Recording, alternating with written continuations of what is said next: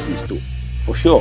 Incidentally, we have several more stories. The legislature was carefully crafted to 22.2% inflation rates as of April this year. What does that say about where we are as a country? I think Nigeria has resorted to being resilient. Before you call a police station, before they even leave, they'll take permission from I don't think there's really anything on ground to improve. the struggle, the ASU strike. The Minister of Education volunteered and said, give me 2 weeks. It was a lie.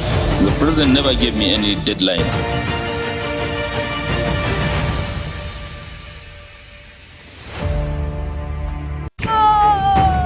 The death toll from flooding. Most time our politicians just bring in policies too, for sure. Incidentally, we have several more stories. the legislature was carefully crafted to 22.2% inflation rates as of April this year. What does that say about where we are as a country? I think Nigeria has resorted to being resilient. Before you call a police station, before they even leave, they'll take permission from I don't think there's really anything on ground to improve. the struggle, the ASU The strike. Minister of Education volunteered and said, give me 2 weeks. It was a lie. The president never gave me any deadline.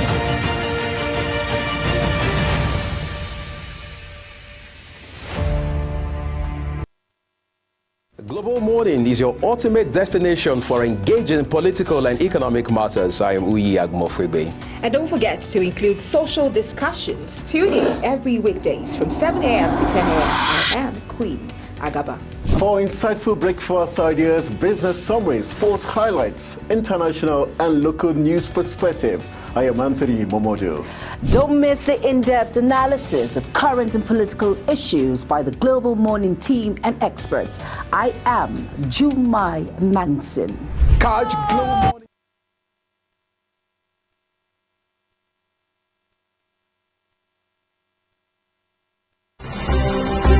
legislature was carefully crafted to 22.2% inflation rates as of April this year. What does that say about where we are as a country? I think Nigeria has resorted to being resilient. Before you call a police station, before they even leave, they'll take permission from I don't think there's really anything on ground to improve. the struggle, the ASU The strike. Minister of Education volunteered and said, give me 2 weeks. It was a lie. The president never gave me any deadline.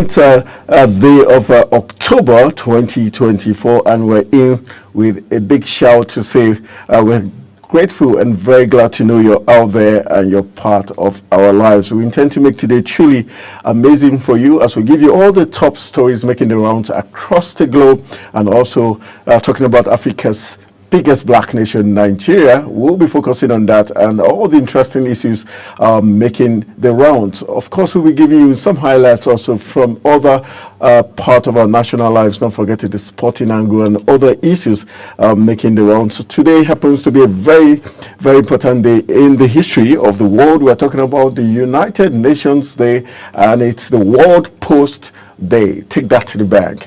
And you come back, Richard. We're celebrating 100 and amazing 50 years of enabling communication across the globe, and also empowering people, businesses and governments across the world. 150 years is what it is, and we're looking at the Universal Postal Union that was established 1874 in Bern in Switzerland. That's when the Universal Postal Union was established, and it took 1969 in Tokyo, Japan, where the Universal Postal Union Congress did declare it a World Post Day. So cast in mind how many years ago, so long a time, 150 years.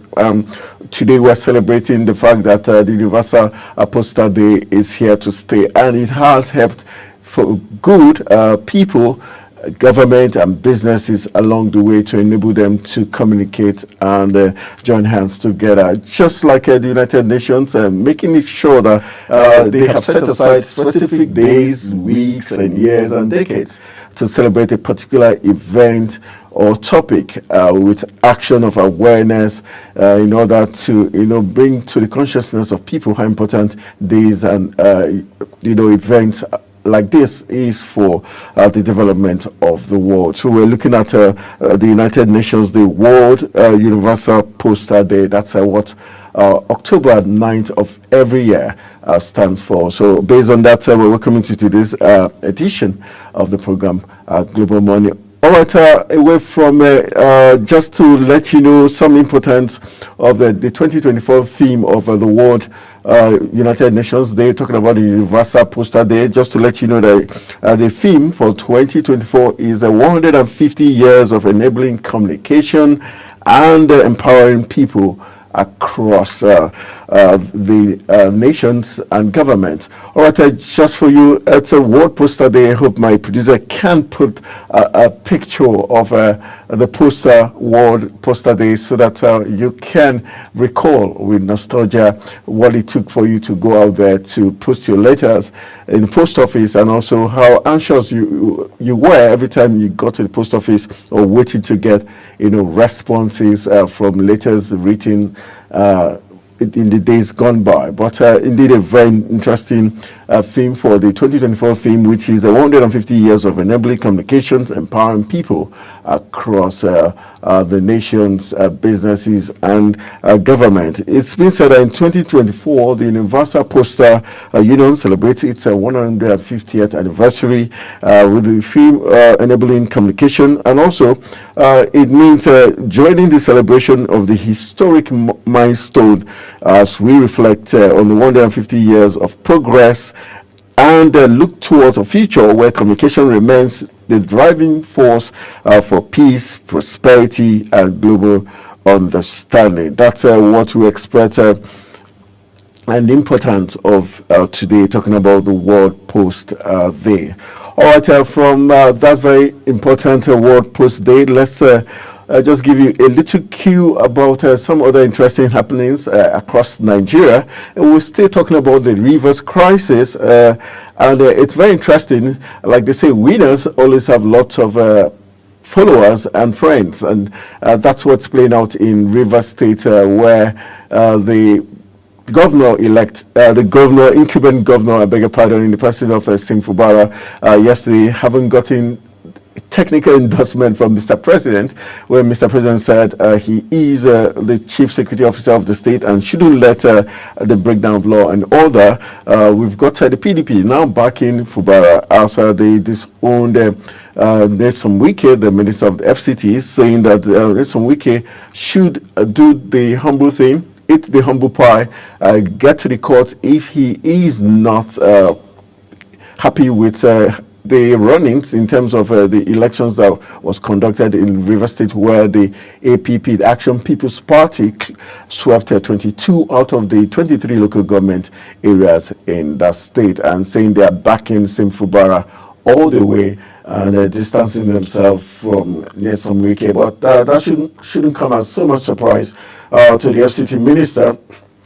Just a few hours ago, we did get some reports from the paper saying he does not regret working against the People's Democratic Party in the last presidential elections in 2023. So one will expect why the PDP is also turning their back against him. All right, we've got some very interesting talking points still coming. Let's take you to Edo State before we talk about some other issues.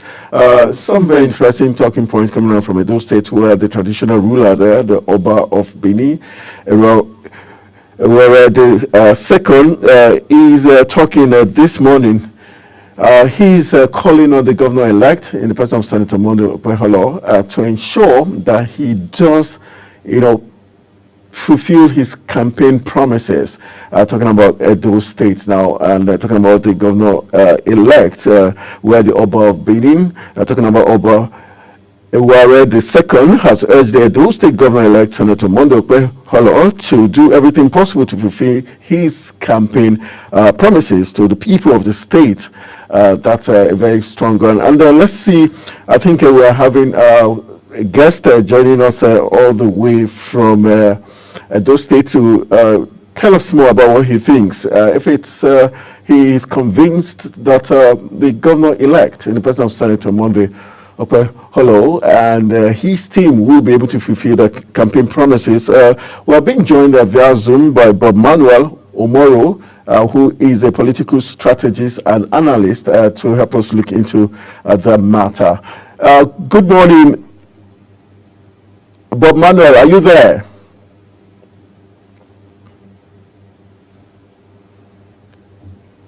Good morning. Are you there? All right, Bob Manuel Omaru is supposed to join us via Zoom from Edo State to give us a clue as regards what he thinks about the call by the Oba of Benin. Okay, while we are waiting for him to join us via Zoom, let's take some other stories making the rounds as regards issues in Nigeria. All right, let's see what we've got here as regards the 2023 presidential candidate of the People's Democratic Party, talking about Atiku Abubakar, who has called for a 6-year single term for the presidency.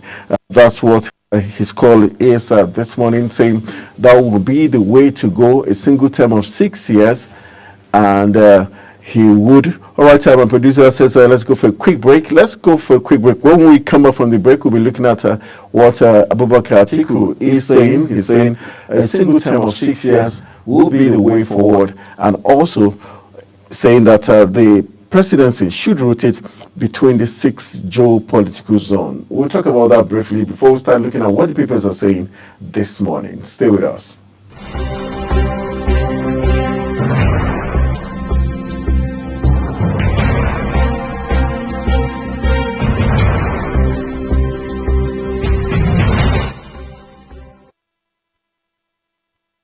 Global Morning is your ultimate destination for engaging political and economic matters. I am Uyi Agmofrebe. And don't forget to include social discussions. Tune in every weekdays from 7 a.m. to 10 a.m. I am Queen Agaba. For insightful breakfast ideas, business summaries, sports highlights, international and local news perspective, I am Anthony Momodu. Don't miss the in-depth analysis of current and political issues by the Global Morning team and experts. I am Jumai Manson. Catch Global Morning here on Global Television. Getting on the action. I am Edikan Michael. We are the Global Morning team.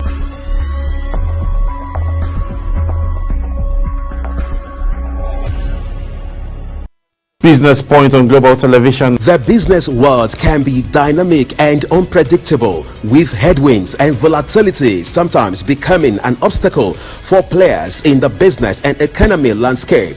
Watch Business Point on Global Television as Samuel Oji walks you through the twists, turns and curves in bands, stocks and crucial market indices from a global standpoint. Watch Business Point weekdays on Global Television at 11 a.m. West African time. Business Point. This is business.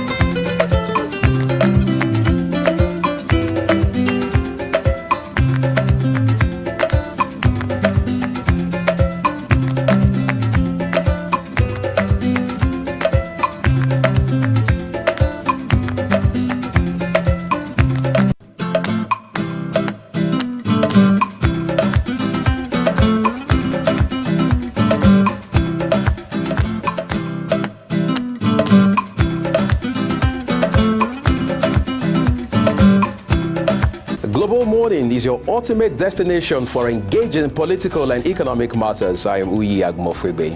And don't forget to include social discussions. Tune in every weekdays from 7 a.m. to 10 a.m. I am Queen Agaba. For insightful breakfast ideas, business summaries, sports highlights, international and local news perspective, I am Anthony Momodu.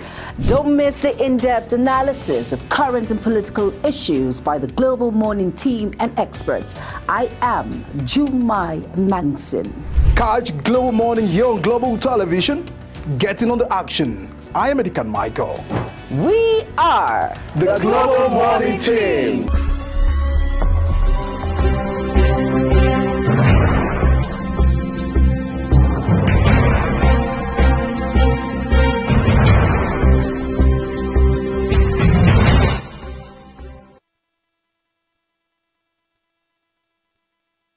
All right, welcome back from the break. You're still watching Global Morning, and it's just while we thought Bob Manuel Umaru was ready, he is not ready. So let's move on and see, look at what the papers are saying this morning. And we've got Ben Shamanga, who is works with the African Service of Deutsche Welle. He is joining us via Zoom to look at what the papers are saying this morning. Mr. Ben, good morning. Thank you for joining us on Global Morning. Thank you. Globally, I say good morning.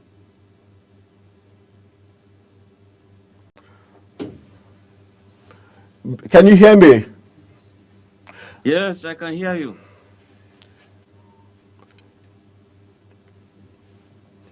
Can you hear me? Yes, I can hear you. All right. Thank you very much. Let's look at what some of the papers are saying this morning. Let's start with the Independent newspaper. It has a very interesting story. 16 states ask Supreme Court to declare EFCC unconstitutional. Is one of the headline stories coming out from the Daily Independent. We also got another interesting headline. It says second quarter of 2024 is a rider. Nigeria's capital importation drops by 23% to $2.6 billion. We've got Shetima unveils a framework for federal government nationwide nutrition program. Is another interesting headline stories. Then we've got Rivers local government polls is a kicker there. It says those who burn secretariat must be held to account. Fubara vows. And we've got NWC Ugo Chinyere, trade worlds over PDP crisis is another one. Then on page 29 of the Daily Independent, we've got Tinubu vows to leverage on technologies to boost transparency, efficiency. We've got a Senate ask for increased budgetary allocations to universities. Is the big story we find on page 7 of the Daily Independent. And then going forward, we've got PDP plotting violence in Imo, says state government is the headline story there. All right, let's look at some of these headline stories. Let's begin with 16 states ask Supreme Court to declare EFCC unconstitutional. Are you worried or you're happy with that move by 16 states out of the 36 states of the Federation? In fact, let them be 37 or 40 states in Nigeria. They cannot, because of their own wishful thinking, that EFCC is inconstitutional, inconsequential, and therefore cannot stand the test of time. Look, it's just a wishful thinking. What we want is a body that is fighting corruption. You fight it to a standstill. If the governors are afraid of their shadows, then let them continue to be afraid of their shadows. And may their shadows continue to grow taller and wider, so that whoever goes against the law will have to be held accountable. I pray EFCC to go casting their dragnet to ensure that whatever bad fish is caught in the ocean is a kind of dealt with. And so if they are afraid of being corrupt, well, I don't know. Why are they afraid of EFCC? The innocent cannot be afraid of anything at all. So if they are innocent, they shouldn't be afraid of the EFCC. Shatima, work for federal government's nationwide nutrition program. How key is this, especially at the time when we have food insecurity? Do you think the nutrition part of it can be achieved when we don't even have food security, first of all? The shortage. Yeah, I think that, well, it's for government to keep striving to see that they can provide the electorate or the citizen what you call SUCO. But again, you look at the environment in which this is happening. We're talking of a situation where farmers are being hindered from going to either farm, or when you farm, the bad guys, the terrorists will tell you, or bandits will tell you they've been the one protecting your farm. Before you pass the farm, you pay them. You want to harvest, they tell you, look, this your harvest now, we want to buy it this amount, and they tell you the amount and you have no option. I think it is wrong. But again, the government has to do a lot. We're talking about floods here and there, carrying cows, carrying crops, carrying virtually whatever you can think of, including those who are supposed to benefit from this program. They all are victims of environmental circumstances. So I think that, yes, the government should still try. And how do you do it? It's better you start from protecting the farmers, let the foodstuff come so that the better nutrition will come. People will eat, children will eat. We won't have kwashoko children with protruding stomachs here and there. Going to the base economy, where it said that the second quarter of 2024, Nigeria's capital importation has dropped by 23% to $2.6 billion. That should be something to smile about. Yeah, it actually means that in terms of gross domestic product, Nigeria has started doing it better. When we talk of a gross domestic product, it means you are busy producing so much in the country, instead of simply importing and making the GDPs of other countries to go stronger. And international, in terms of international trade, balance of trade, you see that those countries where you import from, they gain more, so no balance of trade. But when it comes to now saying that the GDP in Nigeria is increasing, it also means that we've probably started doing well. But we could do better if there is electricity. We could do better if there is security. We could do better if people are actually allowed to do whatever they want to do. You look at here in Abuja and many other cities, continuously you are busy pursuing those who are doing the informal sector kind of economy, those doing trading, those doing some markets here. You go demolish market, you go to a mechanic workshop, you drive them away every time. You are chasing them and that stuff. Indeed, those who play key roles are also those of the informal sector of the economy. The women frying akara, those frying corn, those selling here and there, they play key roles in terms of GDP. Let's go into the political space. I'm focusing on Rivers State, where the governor of the state, talking about Sim Fubara, has said those who burnt the local government secretariat will be held accountable. Do you see that happening, especially with the previous actions of the Nigerian police force, where they withdrew their services from the state government, and also continuous interference by the FCT minister, who in some papers this morning did say, give some conditions for peace to reign? And should it, the FCT minister, also be one of those that should also be made to answer questions?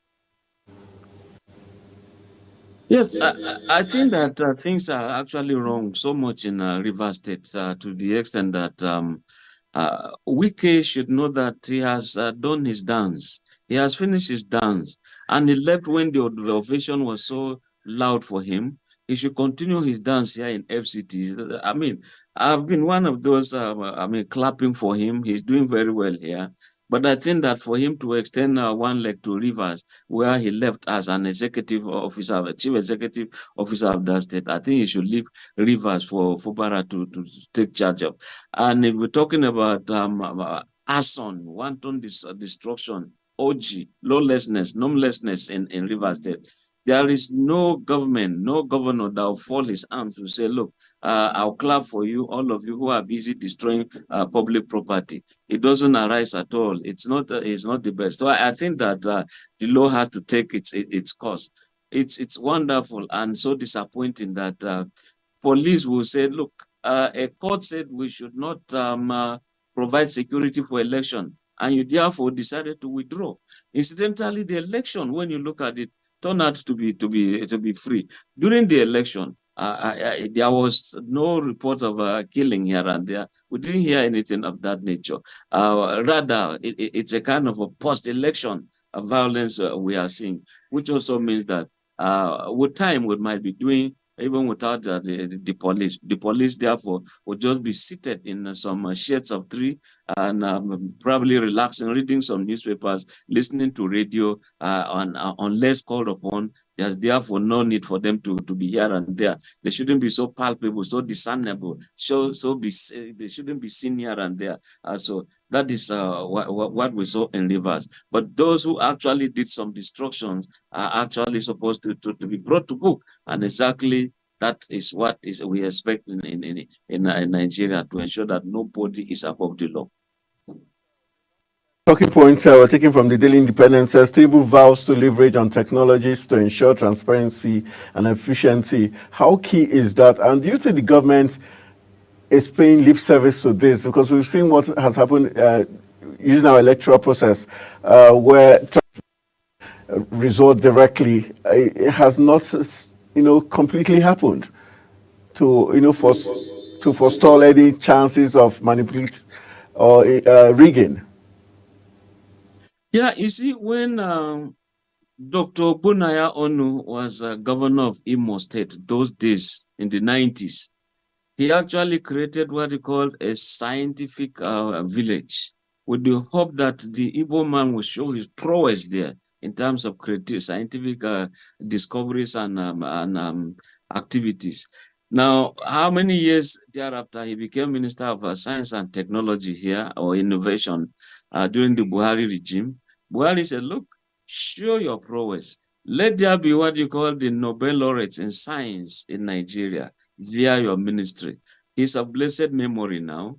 In Abuja here, there was the creation of a scientific village. What is happening there? Now we're talking about elections coming. In some other democracies, you don't see people milling around. There's an emergency as we have in Nigeria. No movement, no this, no that. As if there is one big war. Election shouldn't be a kind of a war. So we expect that science and tech should be the end thing. Anthony, you see, if somebody sends some money to me from Zulu or Kalabari, I should be able to receive here in Abuja. In the same vein, if I send a message, it should also go to wherever it's meant to be. So why is it that we cannot do elections that way? I think by the time we start doing elections that way, scientifically, using electronic means, even the beavers, if human beings will allow beavers to work, it will work. It's working. Just that people, there's this thing you call giggle, garbage in, garbage out. Whatever you are telling the computer to do, it will do. If you say delete, it will delete. You are master above the technology. So if you created it, therefore you can manipulate it. Just like God created human being, therefore God is in charge of the human being. So yes, Tinubu can talk about that. Yeah, elections can be better with science and tech. Yes, let him show it, and I'm sure Nigerians are ready. The losses we are seeing of lives, of property, the tension and all that stuff, I think they should go, because why should we live in that condition? Because there are elections around the corner. The Daily Sun, we've got some other interesting headlines. It says Governor's Battle EFCC is one of the headline stories there from the Daily Sun. We've got a federal government advises NNPCL to exit refinery operations. Federal government advises NNPCL to exit refinery operations is the big talk there on the headlines. Then we've got Fubara sets Judicial Commission on killings.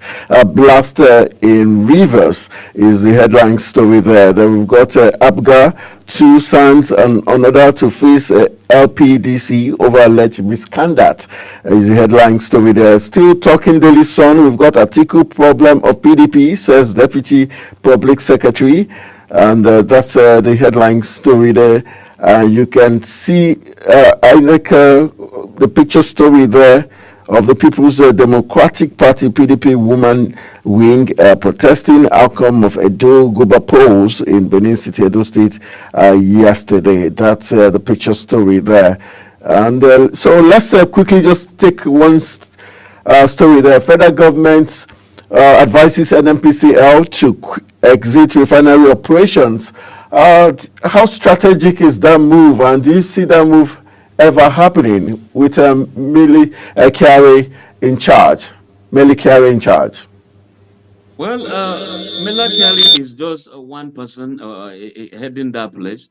If the Minister of Petroleum or the FCT, or the President simply says, Mela, all services no longer required. He goes just with the biro, a signature, being signed, or even by word of mouth, so to speak.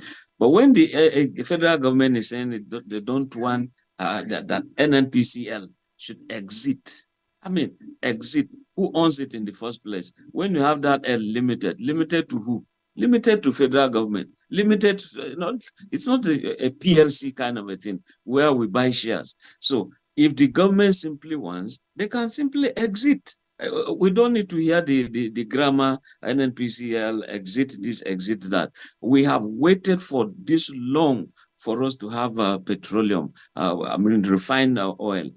We've not been seeing. Now Dangote is on board. If they will go, so be it. Let them go. But with the situation change, what we want is a change for good, not for the worse. If that exit will be good for Nigeria, so be it. Because every year there's always money budgeted for what you call turnaround maintenance for refineries. None is working. They keep on changing the commission debt. They say we are going to now roll out refining. So they keep on changing and changing and changing.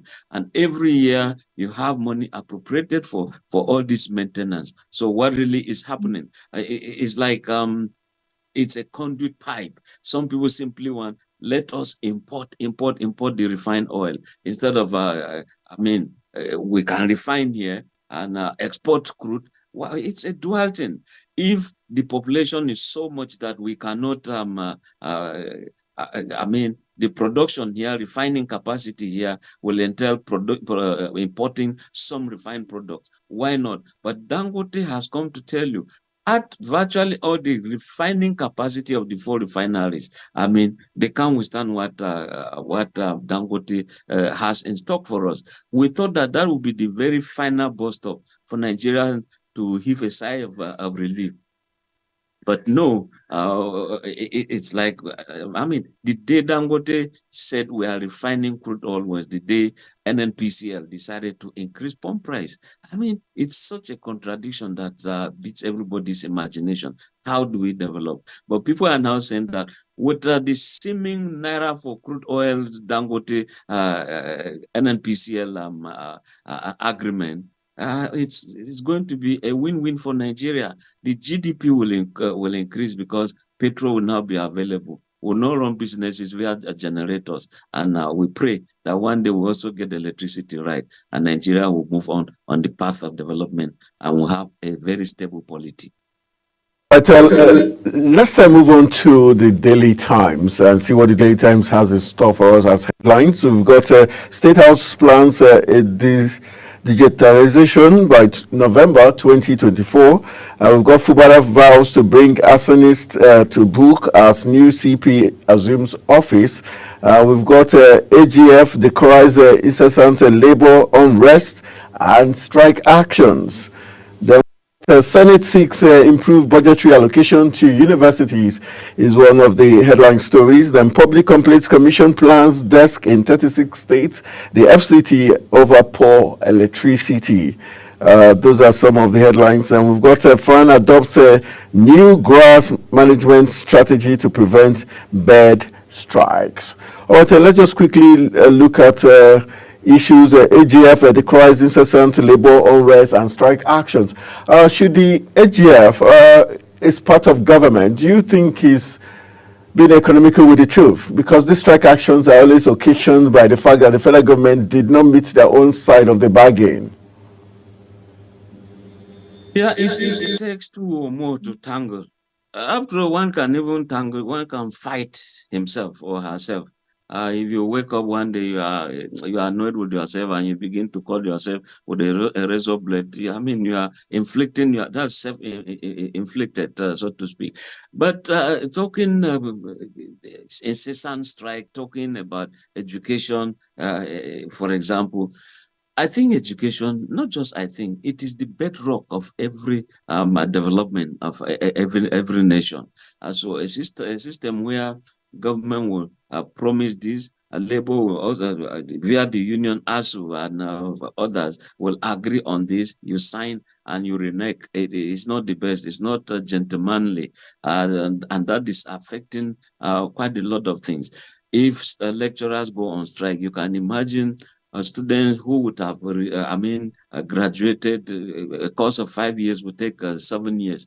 Those who would want to join some services, when they say you should be 35 years at most, they're already 36, 37.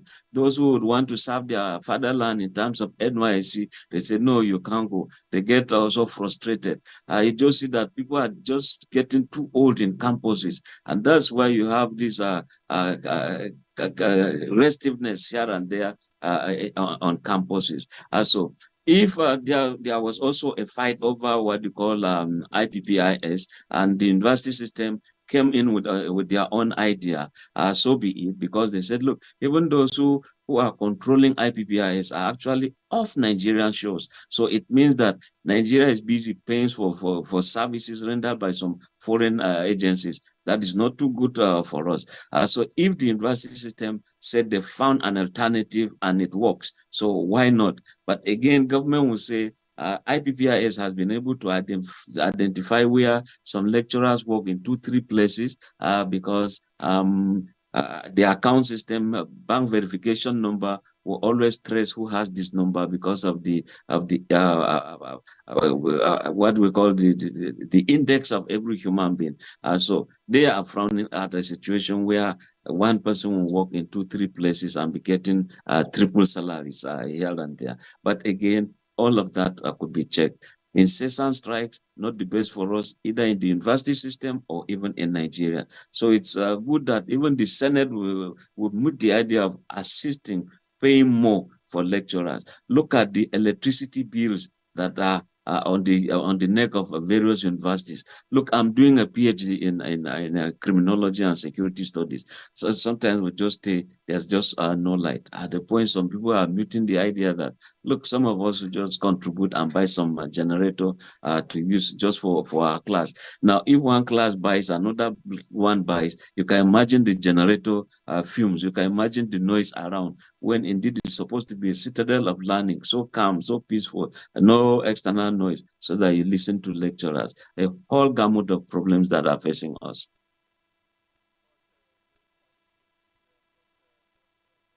What's going on? Let's move on to, we've got from the Daily Times. Let's see what the Daily Trust has got in store for us as we heat towards the time when we'll be taking AM news. Let's from the Daily Trust comes the headline: cholera-related deaths rise as Lagos, Jigawa, and Kanu lead in casualties. Is the disturbing story there coming from the health sector concerning cholera-related deaths rise as Lagos, Jigawa, Kanu lead in casualties, is the disturbing headline stories. We've got Supreme Court to hear 16 state suit against EFCC October 22nd.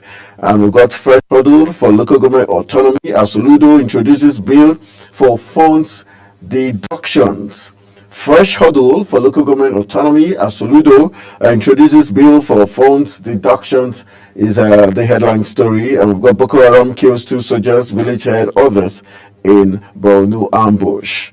Other headline stories: bandits kill abducted Kebbi district head, operatives rescue 8.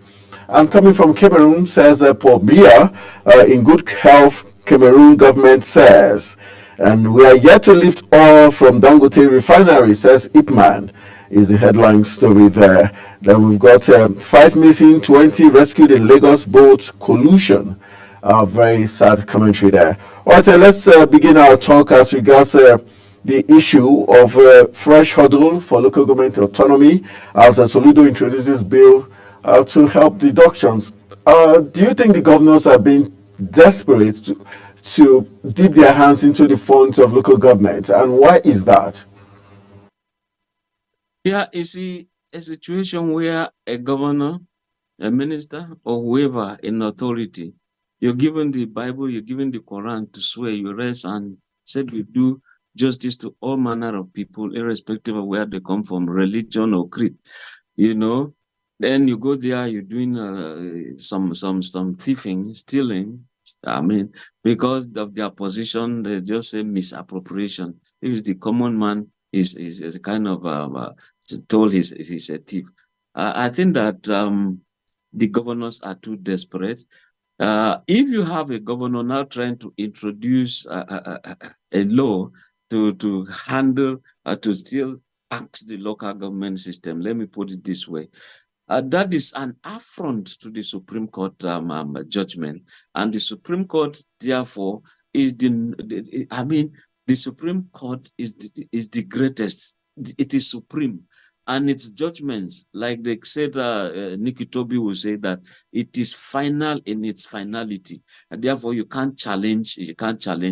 And challenging that, like the governor is now doing of Anambra State is now doing or intending to do, it's an exercise in futility. He doesn't have the power. He lacks the capacity. In fact, he's just trying to play a game that he will not win.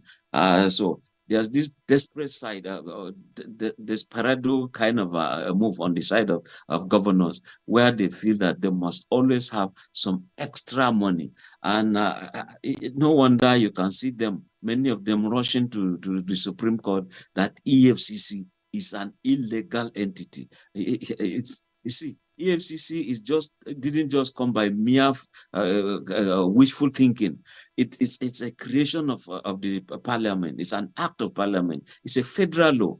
Therefore, if you go contrary to the law of Nigeria, in terms of corruption, EFCC has that power. It's only the same National Assembly that will say, EFCC, we are no longer interested in having you. After all, if you check senators, House of Reps members, many of them have also fallen prey of the same law that they helped to create. Therefore, it's a double-edged sword, a kind of that same law. So the governor shouldn't be afraid, and they shouldn't kind of trying to squeeze life out of local government. They are the closest people to the electorate, and they know the feeling, they know the pulse, they know the heartbeat of the people down there more than the state government that is far away, not to talk of the federal government that is the furthest. So when it comes to employment, when it comes to security, everything must start from a ward to a local government before you go to a senatorial zone, then to the state. To federal. All right, thank you very much for a very quick break. When we return from the break, we'll continue our discussions, and we urge you to hold on and rejoin us as we look at the papers before the hour mark. Stay with us.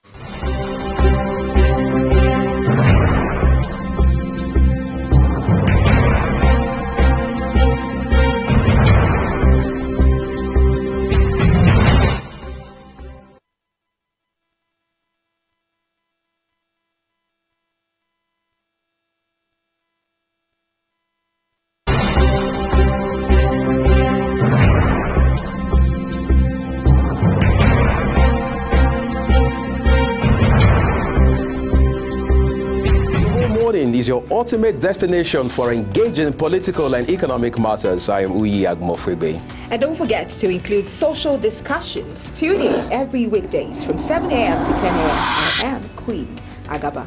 For insightful breakfast ideas, business summaries, sports highlights, international and local news perspective, I am Anthony Momodu. Don't miss the in-depth analysis of current and political issues by the Global Morning team and experts. I am Jumai Manson. Catch Global Morning here on Global Television. Get in on the action. I am Edikan Michael. We are the Global Morning team.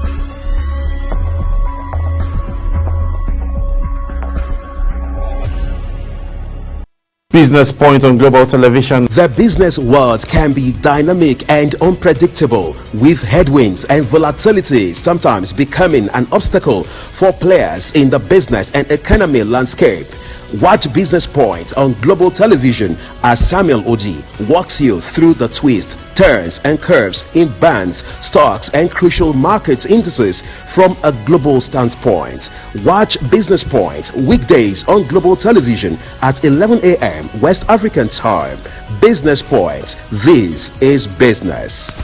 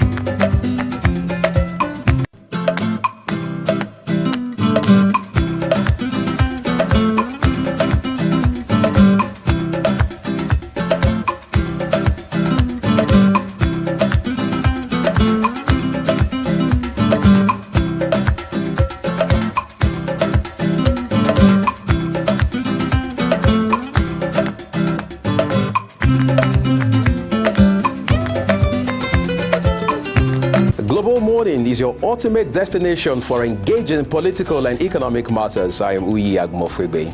And don't forget to include social discussions. Tune in every weekdays from 7 a.m. to 10 a.m. I am Queen Agaba.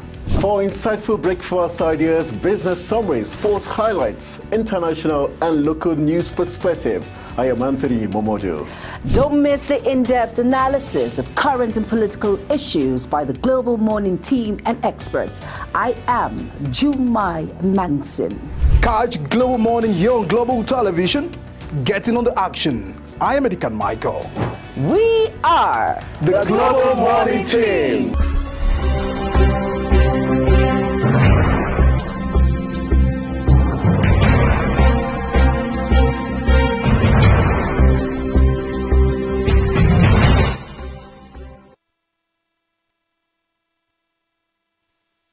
All right, we've got just a few minutes to wrap it up before we go for the AM news. I want to say thank you, Ben, for rejoining us on the paper review segment. Let's quickly look at this in 2 minutes. We've got the New Telegraph for review. Labour Party says we will appeal judgment on Abure, says Usman. That's the story coming out from the New Telegraph.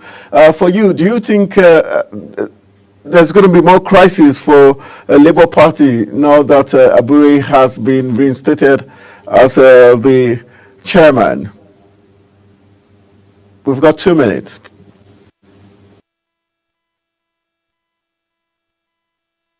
Come just congratulate Abure now. No, it's time for them to look at the judgment. Are there grounds for appeal? And if there are grounds for appeal, again, they'll head to the court. So it's not yet the end to labor.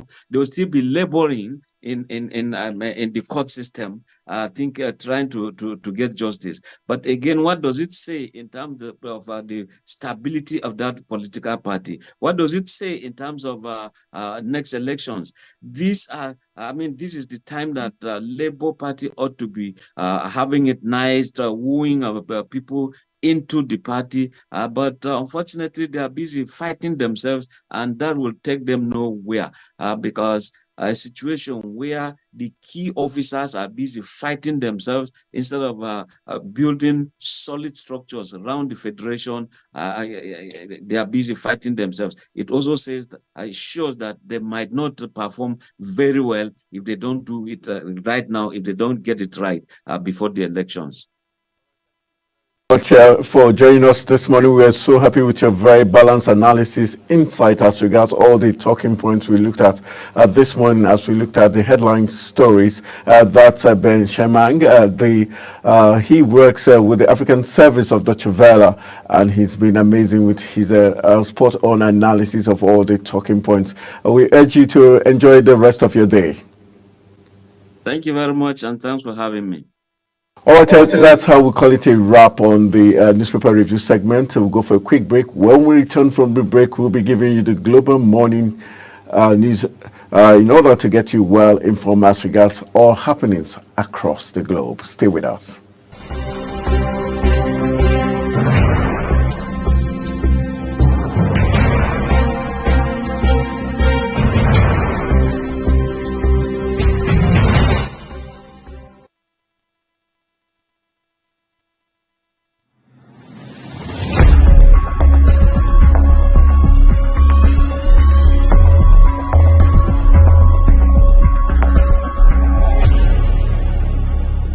Is your ultimate destination for engaging political and economic matters. I am Uyi Agmofwebe. And don't forget to include social discussions. Tune in every weekdays from 7 a.m. to 10 a.m. I am Queen Agaba.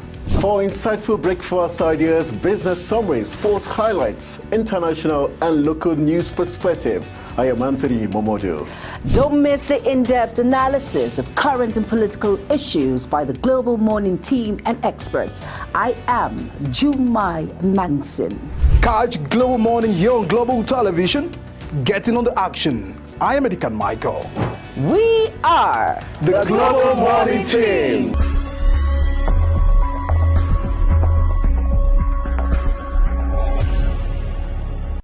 Business Point on Global Television. The business world can be dynamic and unpredictable, with headwinds and volatility sometimes becoming an obstacle for players in the business and economy landscape. Watch Business Point on Global Television as Samuel Oji walks you through the twists, turns and curves in bonds, stocks and crucial market indices from a global standpoint. Watch Business Point weekdays on Global Television at 11 a.m. West African time. Business Point. This is business.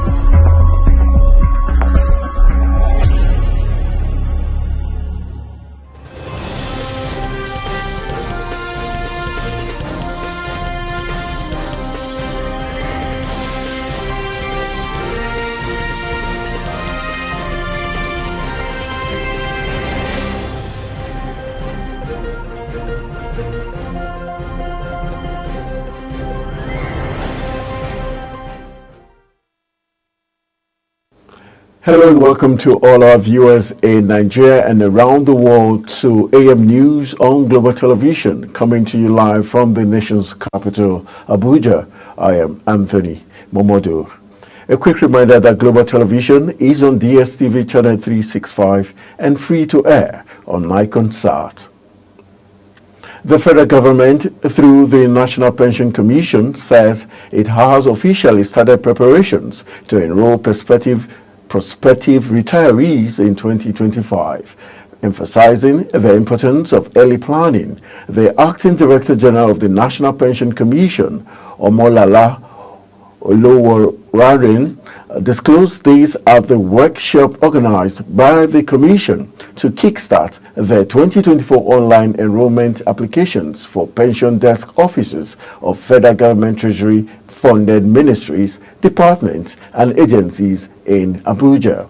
It also issued a stern warning to all ministries, departments, and agencies, urging them to avoid any last-minute rush that could disrupt the enrollment process and negatively impact the retirees' transition into their new phase of life. The Federal High Court in Abuja affirmed Julius Abure's position as the national chairman of the Labour Party. The presiding judge, Justice Emeka Nwite, in a ruling issued an order compelling the Independent National Electoral Commission to validate and recognize the Abure-led leadership of the party. The court also validated the March 2024 Nnewi National Convention of the party that produced the Abure-led executive. The Association of Media and Communications Researchers of Nigeria, AMCRON, has called for ethics and balance in reporting security challenges. The association made the call at its 4th International Conference and Annual General Meeting in Abuja. Queen Agaba has the rest of the story. The theme of this year's conference is Contending Issues in National Security and the Role of the Media. The acting Vice-Chancellor, University of Abuja, Professor Aisha Sani Mekudi, says Nigeria, like any other nation, is faced with complex security challenges that demands strategic, multi-sectoral responses. The media's influence on national security is multifaceted. It serves as a critical link between the government, security agencies, and the public, offering an avenue for transparency and accountability. Speaking on the contending issues, Professor Akinfeleye highlighted the importance of free press in factual reporting. Under Chapter 2 of our Constitution, I'm talking particularly Section 22, which empowers the journalists to do what? To monitor government and make them accountable to the people at all times. So we're talking about national security. The media should serve as mediating factor between the policymakers, the citizenry, and of course, the unwilling participant in the society. Further speaking on the issues, Chairman, Channels Group, Professor John Momo, represented by Professor Abiodun, stressed the importance of ethics and balance in reporting security challenges. The media's role in a democratic society is not one of mere reporting. It is a critical agent in shaping public understanding and engagement with national issues. In a world where national security concerns are evolving at unprecedented rates, stakeholders say the media's role in shaping public perception, influencing policies, cannot be overemphasized. For Global Television, Queen Agaba reporting. Properties worth millions of naira have been destroyed by fire outbreak at the popular Canteen Quarry Textile Market. Global Television learned that the incident occurred while traders were preparing to close the market at the weekend. Global TV correspondent Idris Jibril has the rest of the story. Although it is still not clear about the cause of the outbreak, but traders suspect electricity sparks from a solar connection destroying a total of 10 shops belonging to various traders. For over 2 months, we don't have light in this part of the market. And many people are suspecting it's a solar connection that caused the problem. According to Quarry Market Traders Union, investigation is ongoing to ascertain the real cause of the fire and also the extent of the damage. We don't really know what caused the fire, but we are working in collaboration with Kano State Fire Service and the owners of the shop, which I am part of them, to see what is responsible for this fire, even though some people are saying it's solar because there is no light here. Saifullahi Awal and many other textile traders are trying to assess the damage caused by the inferno, as they could not salvage anything from their shops. I was at home when I received a phone call that I should come to the market. Our shops are on fire. And by the time I arrived, everything has gone. And I can tell you that I could not remove anything from my shop. I've lost everything that is inside the shop, including my computers where I used to put records. The affected shop owners have therefore appealed to authorities to come to their aid. From Kano, Idris Jibrin reporting for Global Television News. Governor of Lagos State Babajide Sanwo-Olu has called on leaders and stakeholders across all spheres to prioritize creating an enabling environment where youth particularly can reach their full potential. The governor said fostering an environment where young people can thrive is a collective responsibility of leaders to the future generations. As the high cost of rice continues to take toll on Nigerians across the country, some Kano residents are now patronizing unbagged leftover rice from factories in the state in order to feed. Idris Jibrin reports that the not too decentralized locally called Afata is cheap and sells at 70,000 naira per bag, as against 87,000 naira per premium rice.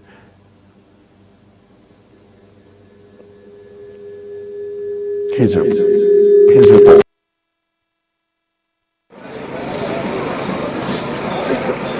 This may not look like food someone could eat, but it is called Apapata rice in Kano, a name given to it by the residents because of the difficulty in processing it before the eventual use.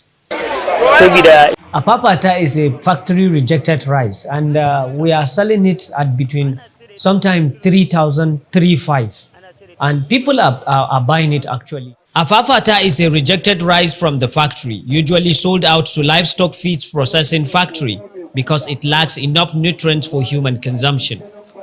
But the high cost of rice has forced many residents to switch to using this cheap rice. If you see Apapata rice, you will not like to eat it. People are running away from it, yet people are buying it. Because when you buy this rice, you have to work so hard to remove sand out of it before you eventually cook it. And if you take it to your newly weighed wife, you will have to sleep outside. Nutritionists say prolonged use of this rice may lead to kidney and skin diseases.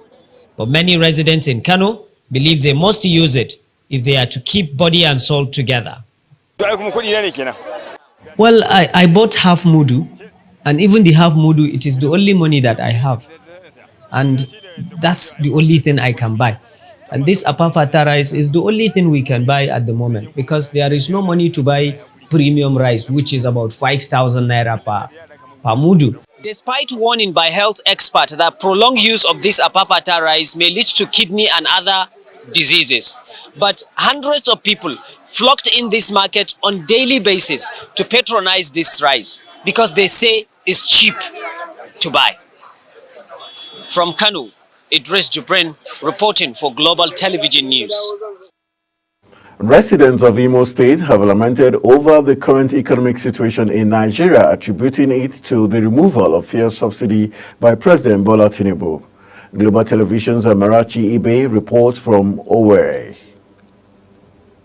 Residents of the metropolis are not happy over the current economic situation in Nigeria, citing the removal of fuel subsidy by the federal government as cause. This is the worst economy since I was born in this country. Let me explain to you. Today, I have 2 kids in the school. I can't pay their school fees. I had to begin to source out money from this corner, from the other corner, to be able to pay their school fees. You can imagine now to eat. Before, sometime in the past, you can afford to call a friend to give you money or call a relation. Not now. Nobody has got. Currently, I have to park my own car.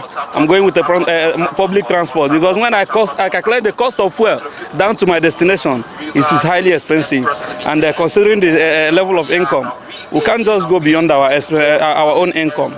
The expenses will become much. So the government has impoverished us. The government has dealt with us economically and otherwise. Insecurity and so many other things. In short, to mention but the few. But I can only say I am tired of this government. For other residents, the removal of fuel subsidy has led to the inability of many people to pay their children's school fees. Now, if it's not God, we are not going anywhere. The government are not helping out. every day it keep on increasing. I just say these things now. This thing before I do buy this thing. This is a Jota. This is fancy Jota. I do buy this Jota 300, 400. I'll say 600, 700. But now you buy it at the rate of 1,002, 1,003. Then you say 1,500. See, just this thing like this. It's unfair now, my sister. I'm a fashion designer, and the cost of production is really so high. So customers find it difficult to pay, and then even when they pay, when they pay, they feel we charge them so high, and then after which, even after feeling that we charge them high, we being able to produce with that amount of money is also difficult. So we end up producing and not making much profit. So it's really affecting us. Now, the residents of Owerri are calling on the government to address the economic challenges facing the country and also provide relief to the citizens. From Owerri, Amarachi Ibe, reporting for Global TV News. This is Owerri. As preparations gear up for the November 2nd local government election in Nasarawa State, the ruling All Progressive Congress APC has announced that it will begin its primary elections for councillorship positions on October 14, 2024. The party state chairman, Aliyu Bello, made the disclosure during a stakeholders meeting in Lafia, the state capital. According to the party, the primaries for the chairmanship candidates across the 13 local government areas follow on October 16th. Katsina State Police Command has foiled 3 separate kidnapping attempts by suspected armed bandits in Damusa and Faskari local government areas, rescuing 8 victims unharmed. The police public relations officer ASP Abubakar Sadiq, in a statement, revealed that the incidents occurred on October 7, 2024. Arewa Consultative Forum says it is taking decisive steps to address the growing insecurity and lack of unity in northern Nigeria. The forum's National Publicity Secretary, Professor Tuku Muhammad Baba, said the region can no longer remain passive in the face of increasing banditry and terrorism, which have significantly disrupted lives, agriculture, and travel. The Federal Capital Territory Commissioner of Police, Olatunji Disu, has reiterated commitment to improving the security situation in the nation's capital. Olatunji Disu made this known while assuming office as the 32nd Commissioner of Police for the Federal Capital Territory, Abuja. Kikelomo Okere has details. It was a ceremonial welcoming as the Federal Capital Territory Police Command new CP assumed office.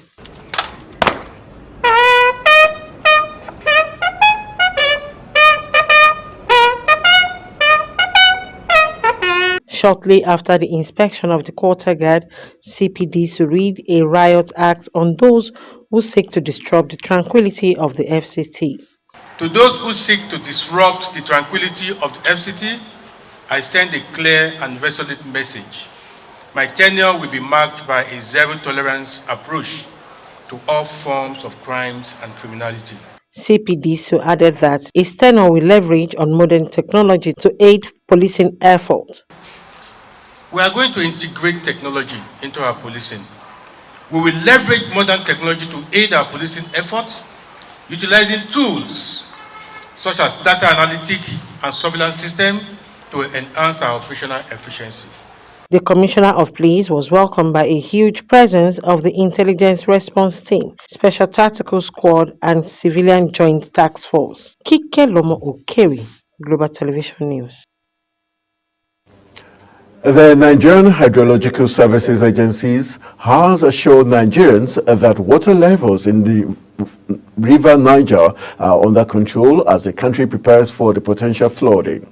The agency's Director General Umar Muhammad, who made this known in a statement in Abuja, noted that the importance of adhering to flood preparedness protocols. He said water levels in the River Niger Basin have been gradually receding since early October. adding that Jebba Dam is currently spilling excess water in coordination with the operators of the Kanji Dam. You're watching Global AM News on Global Television, coming to you live from the nation's capital, Abuja. When AM News returns, Tunisian president wins second term with landslide victory. Details of these and more after this break. Please stay with us.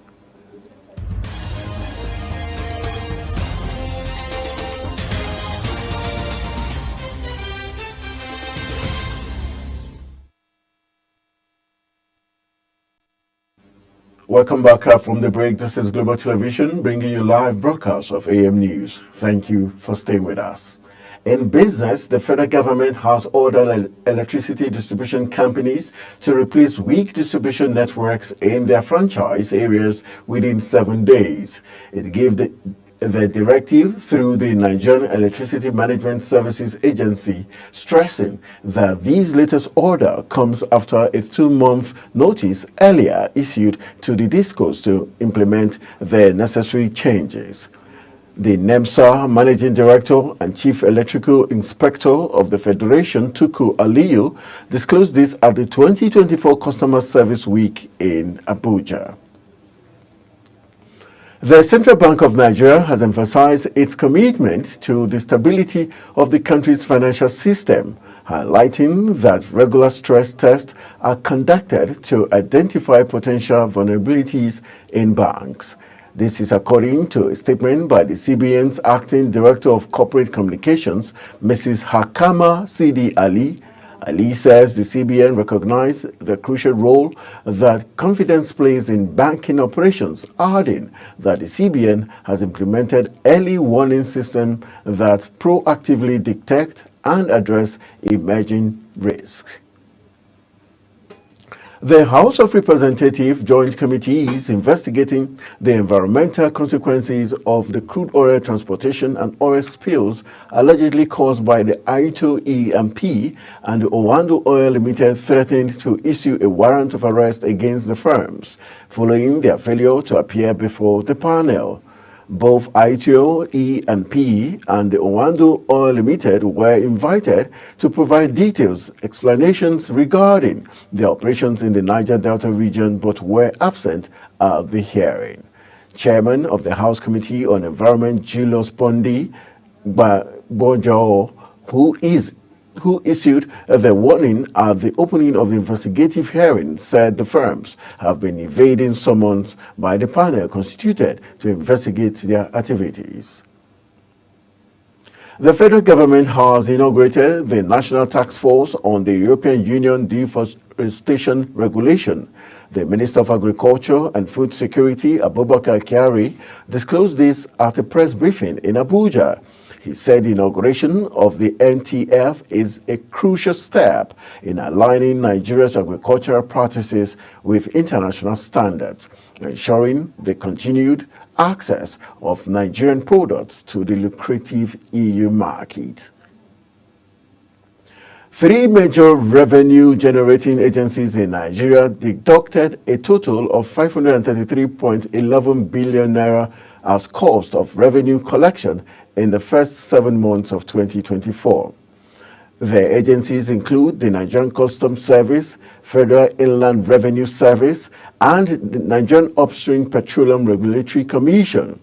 This figure, derived from the Federation Accounts Allocation Committee, reports published by the National Bureau of Statistics, marks a substantial increase of 99.85% compared to the 266.75 billion naira recorded in the corresponding period of 2023. The Federal Inland Revenue Service and the Nigerian Upstream Petroleum Regulatory Commission deducted about 4% of the cost of the revenue collection, while the Nigerian Customs Service received 7%. The federal government has issued a fresh deadline of September 2025 to Julius Berger to complete the 280 billion naira Bodo Boni road currently under construction in Rivers State. This came as President Bola Tinubu approved the fixed contract sum to Julius Berger after it reviewed upwards to facilitate the road's early completion. The Minister of Works, Dave Omahi, disclosed this during an inspection of ongoing federal road projects in Rivers State. The Ford Foundation, John D. and Catherine T. MacArthur Foundation, Luminate and Open Society Foundations have unveiled the West African Democracy Fund, a $20 million initiative aimed at bolstering democracy across West Africa. The 3-year fund is designed to address democratic challenges in the region and foster greater citizen engagement in political transitions. The fund, targeted at supporting West African states currently facing various democratic challenges, will, over a period of 3 years, support activities to increase citizens' engagement with democratic and political transitions in the respective countries. On the foreign scene, French authorities have ordered Omar bin Laden, a son of slain Al-Qaeda leader Osama bin Laden, to leave the country over a post on social media. France's Interior Minister made the announcement. In an election that was criticized by rights groups, Tunisia's President Kais Saied has won a second term with more than 90% of the votes, the Electoral Commission has said.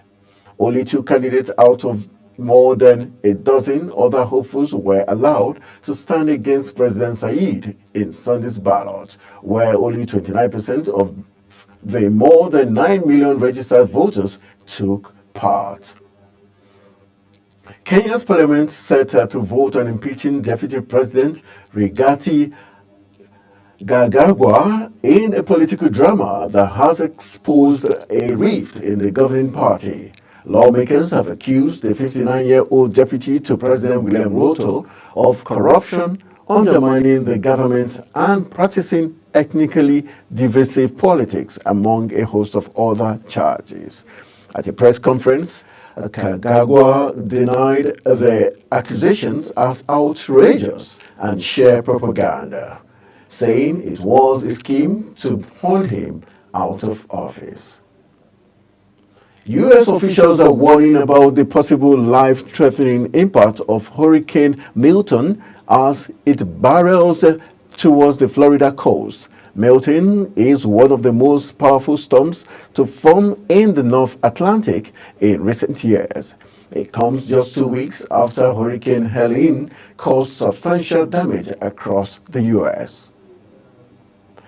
And sliding into the exciting world of sport, Manchester United have joined the race to sign Bayer Leverkusen's attacking sensation Victor Boniface, setting the stage for a potential transfer battle with Chelsea. The 23-year-old Nigerian striker has been in brilliant form since joining the German club in the summer of 2023, attracting the attention of several top European sides. Boniface's impressive debut season saw him score 21 goals and provide 10 assists in 34 appearances, playing a crucial role in the Leverkusen's historic Bundesliga triumph that ended Bayern Munich's long-standing dominance. And moving to France, Paris Saint-Germain have reignited their interest in Atlanta forward Ademola Lookman as the French giant look to bolster their attack in the January transfer window.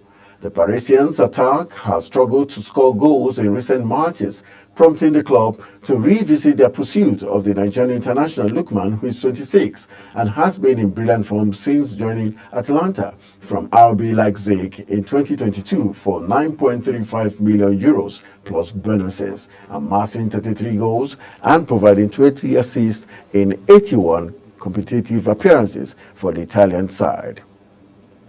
And that's how we call it a wrap on the Global AM News. I am Anthony Momodu.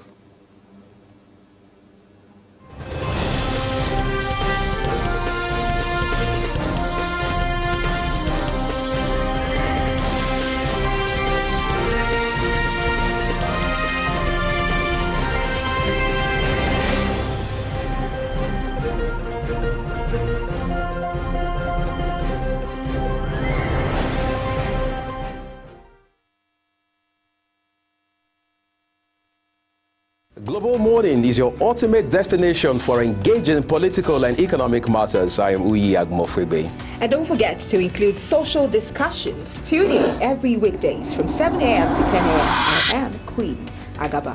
For insightful breakfast ideas, business summaries, sports highlights, international and local news perspective, I am Anthony Momodu. Don't miss the in-depth analysis of current and political issues by the Global Morning team and experts. I am Jumai Manson. Catch Global Morning here on Global Television. Getting on the action. I am Edikan Michael. We are the Global Morning team.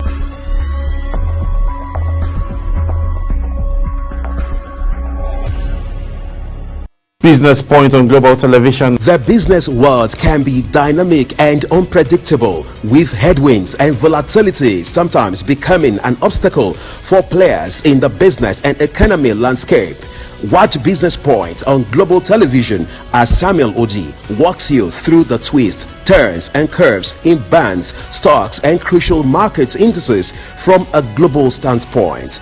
Watch Business Point weekdays on Global Television at 11 a.m. West African time. Business Point. This is business.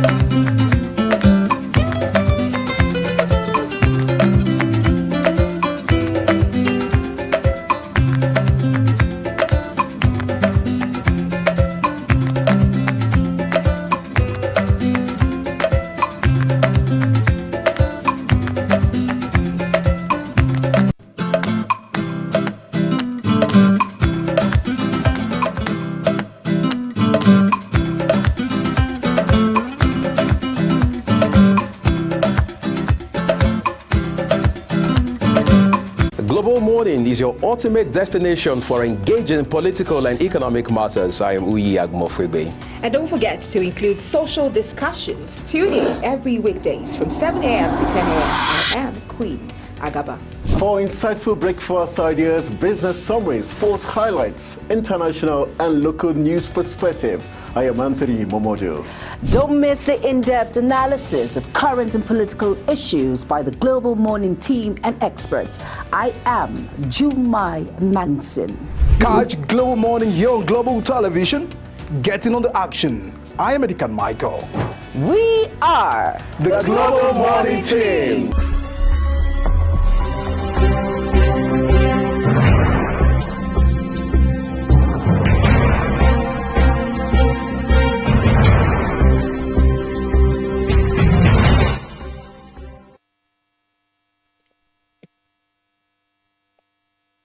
Welcome back from the Global AM News. Let's kick into our talking point. We'll be looking at some very interesting issues. We'll be joined via Zoom by the Global President of Rebuild Nigeria 360 in the person of a model, Jeffrey Abidoye, who is joining us via Zoom to help us look at the very interesting talking points occurrence in our political space. Recently, we had the NNPP presidential candidate in the 2023 elections in the person of Kwankwaso agreeing to move over or to have a part with the Labour Party to become the running mate of Peter Obi, and that has inspired our talking point today, looking at the Labour Party and NPP parts, the impact it will have in the 2027 presidential polls is what we're looking at this morning. And no better person but the Global President of Rebuild Nigeria 360 in the person of model Jeffrey Abidoye, who's joined us to help us look at this very interesting development. Good morning, Abidoye. Thank you for joining us on Global.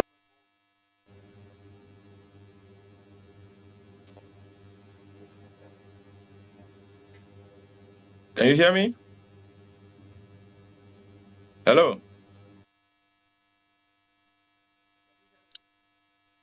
Hello, Anthony. Can you hear me? Let's look at this new development where the NNPP has agreed to forge a common front with the Labour Party ahead of 2027. The Kwankwasia movement alongside the Obedient movement. Do you think they're strong enough to cause an impact looking at the 2027 presidential polls? Well, thank you so much. Good morning out there. Good morning, Nigeria. Good morning, our global viewers, wherever you are watching this live and direct. Well, I want to say that we might not be where we think we ought to be, politically speaking, but we are actually no more where we used to be. A clinical analysis, an appraisal of our journey so far, we have made a lot of remarkable progress talking politically, talking democratically. And so the question or the issue we are looking at today, for me, it sounds very funny. Funny in the sense that both Obi and then Kwankwaso have been involved in electioneering matter, the democratic journey, within the last 24, 25 years, longest unbroken democracy. Kwankwaso was a factor, particularly from the north. And then he's been a former governor of Kano State, where you have some of the largest votes in this country when it comes to the turnout of all periodic elections. Obi was a former governor in Anambra State. Each of them think they did 8 years, so they are at par.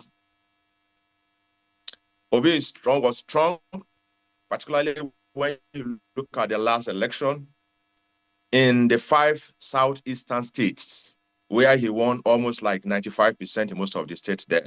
And then a couple of other states, Lagos, Abuja, and some other states. And then he made some very strong inroad in the southeast.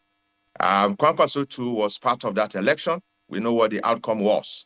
But in his own home base, I'm talking of Kwankwaso now, at least out of the 44 local government in Kano, he won in 38 out of the 44. The records are there.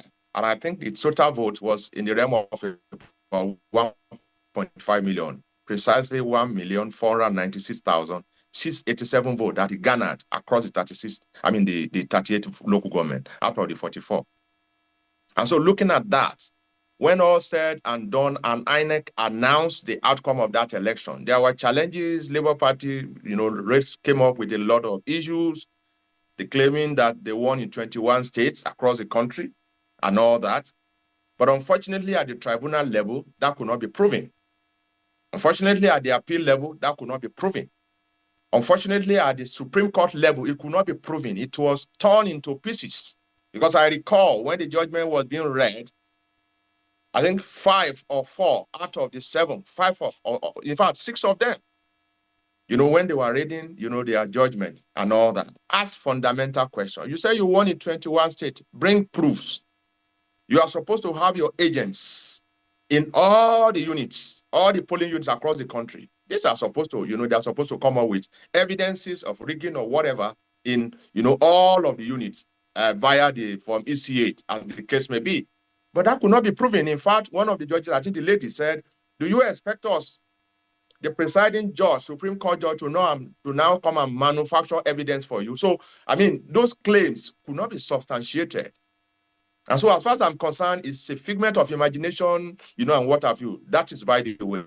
2, the rave that came less than about 3 months or 4 months to that general election in 2023 was because back-to-back, Nigerians were disillusioned.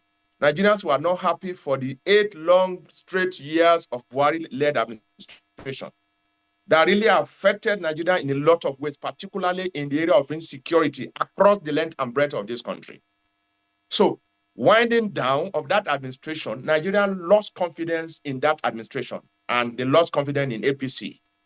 And that was why the incoming of Bola Ahmed Tinubu to contest under the same platform ran into a lot of murky waters. Seriously.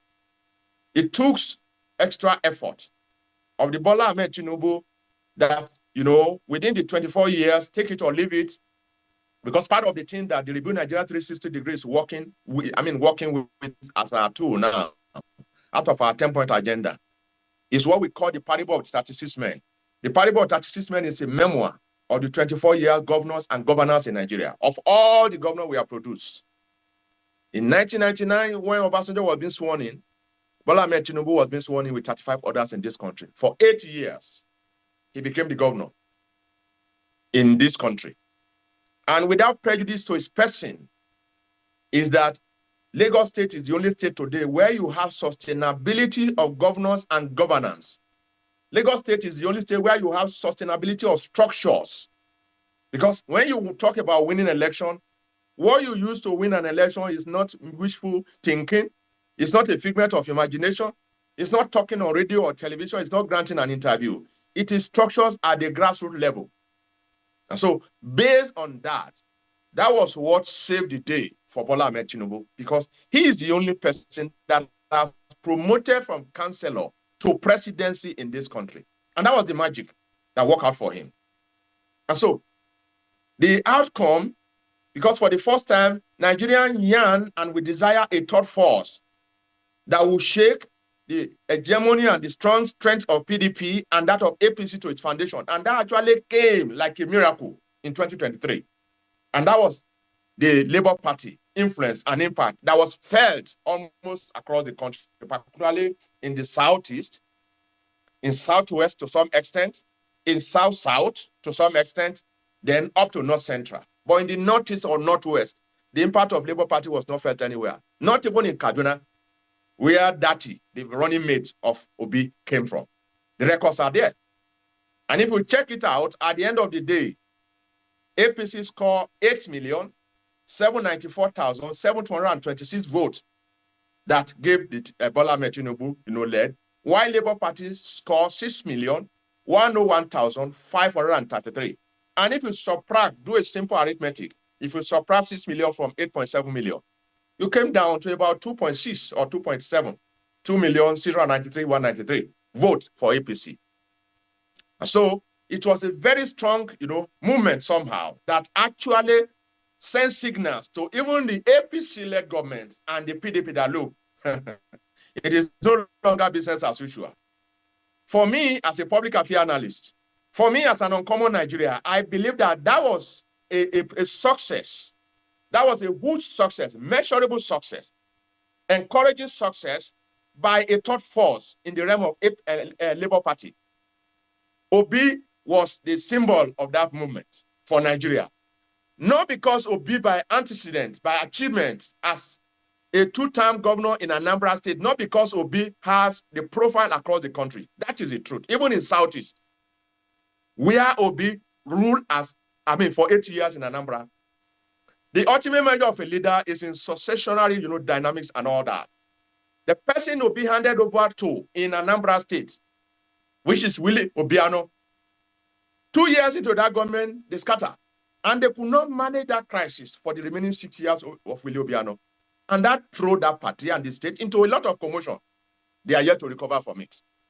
And so Obi only was fortunate to ride on the crest, on the mood, and the emotions and the sympathy and the disillusionment and disappointment of Nigerians who actually won a third force, who yearned for a radical change.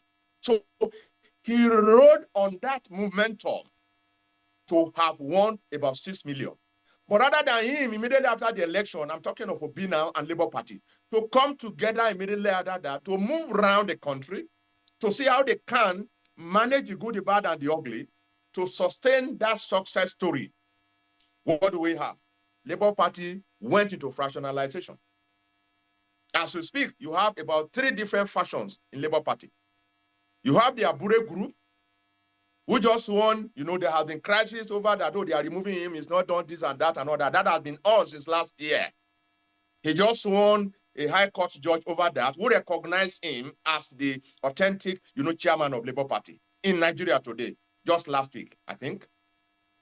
2, you have the Obi movement, which is a potpourri of people across the world, Nigerians in diaspora who probably are fed up with, the regimental way of doing things, probably between APC and PDP in the last 24 years, who actually want to change. They join support, they extend their support morally, materially, and monetarily to Labour Party. That's one arm. Those ones are on their own now. In fact, their own is another matter, because they said they are on their own, their movement, they are not party. Because I don't know how you can define, how you can separate yourself from the same platform, from the same party that gave you that opportunity to win, to conduct and to participate in an election that actually, redefine democratic election in Nigeria. The third leg is the NLC group, which a lot of people, even within the NLC, Nigeria Labour Congress family, are not too comfortable, that they plunge unnecessarily into political party affairs and so on. So as we speak right now, Labour Party has 3 distinct factions or groups. Then when looking at that, I was watching and I read the interview of Kwankwaso, with due respect. He's a sitting politician, give you that to him. And he's very, very strong in his own base. And that was what we seen in the last election, gubernatorial election, that he won almost 90%. The matter went to court, tribunal and all that. At the end of the day, ANPP won clearly in Kano. And so that's a strong base of Kwankwaso. Now I was reading, and I was watching his comment and his interview, where he said he's the senior brother of Obi politically. He has PhD. He's more experienced than Obi. But when certain conditions, if certain conditions are met, he will be willing to work as a running mate with Obi. These are a lot of issues. However, the question now is, where is the base? Is it the Obi movement now that will be the engine room? Is it the NLC fashion? Is it the Abure? All efforts to, harmonize, the factions within the Labour Party, even after all, if nothing at all, the outcome of that election ordinarily should bring all factions, all groups together to say, okay, 2027 is far, it's not far again. But today, the party is in disarray as we speak. And I must say this, the ultimate measure of a leader is his capacity, the competence, the commitment, the courage, the compassion, and the character to manage the good, the bad, and the ugly in a crisis-ridden situation like that. And that's why I often say this, that the best pilot is never made under a normal flight situation, but they are recorded, they are achieved when it is tough, rough, and turbulence. That's when the skill, the competence, the leadership, the professionalism in you is supposed to be brought to bear. So whatever it is, Peter Obi's inability to manage and bring that Labour Party under one roof today, for me, has eroded its capacity for next election, as a matter of fact. That's not the way it is, because there are a lot of fracas within the party as we speak right now. So the ANPP and the Labour Party coming together, 2027 is still far away. You will recall that the movement of Labour Party, the rave, the impact that they were able to garnish and galvanize within that was within 3 to 6 months. In fact, it's not up to 6 months. It's within 4 months to that general election.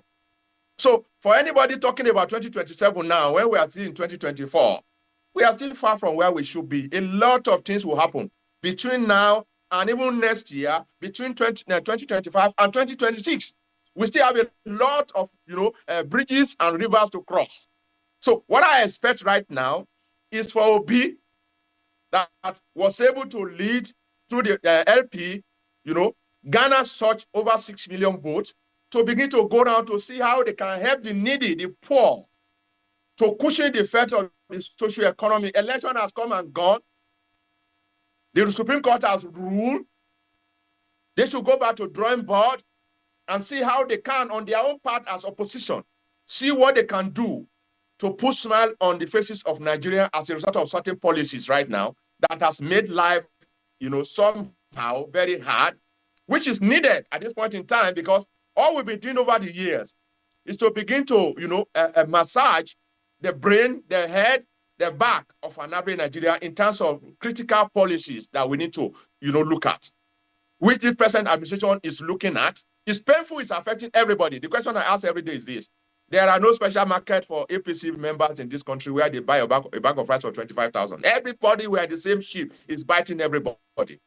But you see, beyond the calculations of an average, politician, because an average politician is looking at the next election, when we should be looking at the next future, what we can do, how we can right now on the immediate ensure that they join hands together to help, either in one area of palliative, either in one area of one empowerment, either in one area of how we can, encourage Nigeria to keep believing in this country, for us to come together, to work together, and then ultimately we can all win together. For me, 2027 is still far. A lot will happen between now and at that time. Final question as we wrap up our conversation. What do you think made Kwankwaso decide to go into a path with Labour? Some say because it was obvious Labour had gathered more votes in the last election, 6 million plus to his 1 million plus. That humbled him, and that was one of the reasons he considered to, decide to go into partnership. Do you agree? Well, for me, it's Chinua Achebe that says, since the hunters of our time have learned to shoot without missing, contemporary bird must learn to fly without perching. Without prejudice and with respect to the person and the personality of Kwankwaso, I think he's among the few who have had the opportunity and the privilege to have led a certain critical level in this country. Kwankwaso was a former governor, he was a former minister, he was a former senator.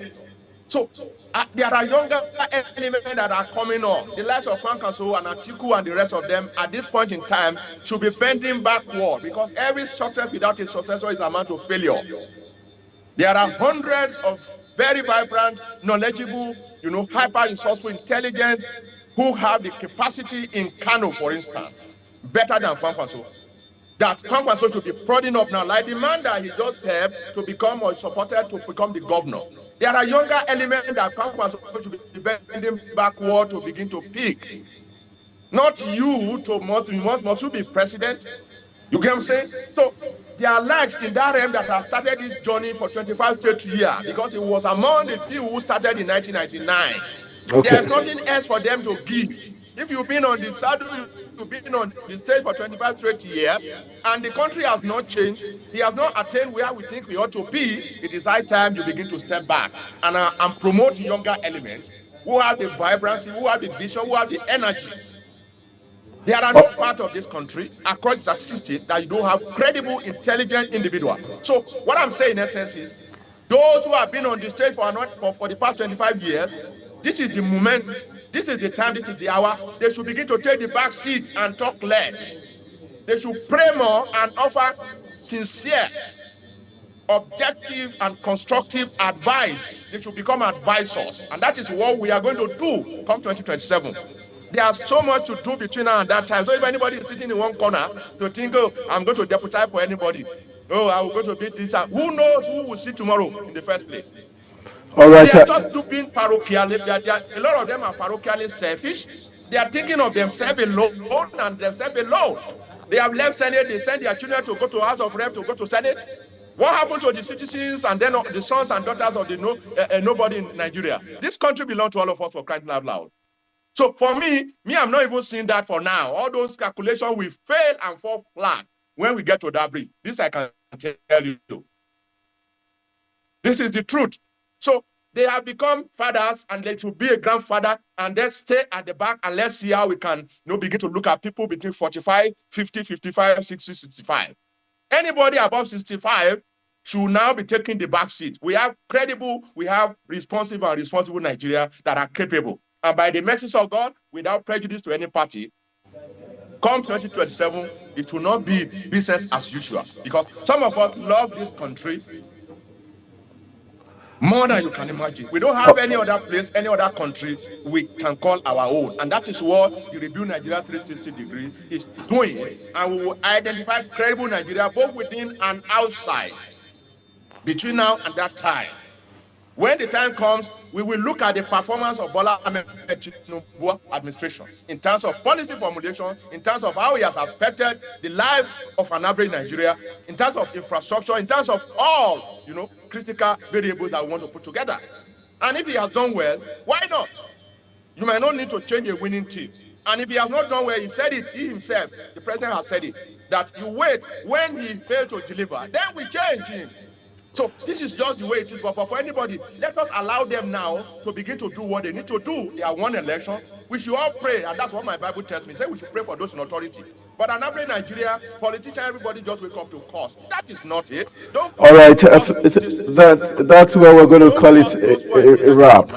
Thank you very much, Mother Jeffrey Abidoye, for your very deep analysis of the Labour Party and the NNPP part ahead of the 2027 polls. That's how much time will allow us to take on that very talking point. We'll be going for a very quick break. When we return from the break, on top of the hour, we'll be taking the Israeli ambassador to Nigeria, Michael Freeman, who will be letting us in as regards how Israel is marking its 1-year anniversary of the October 7th attack. That will come after this break. Thank you, and stay with us.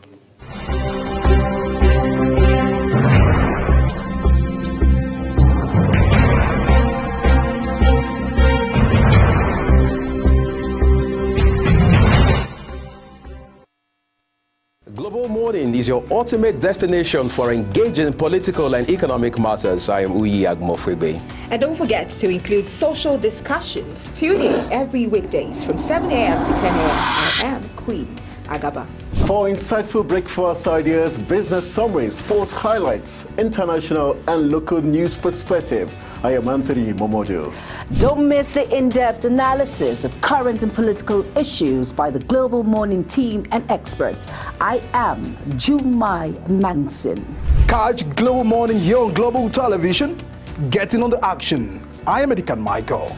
We are the Global Morning team.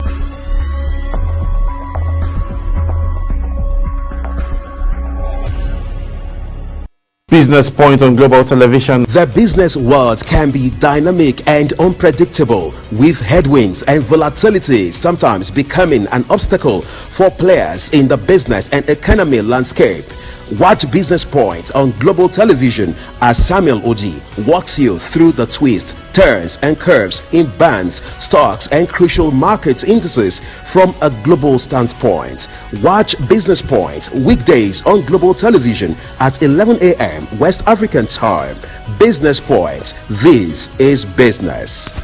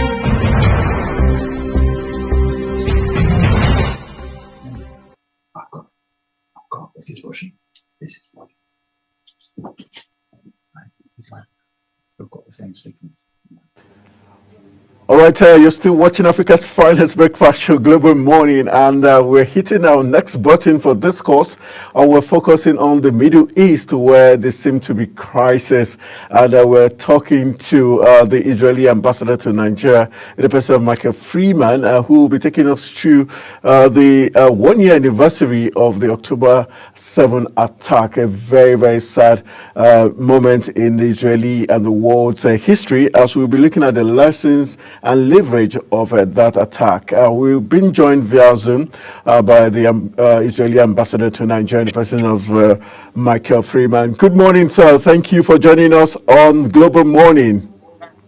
Good morning, and thank you very much for having me.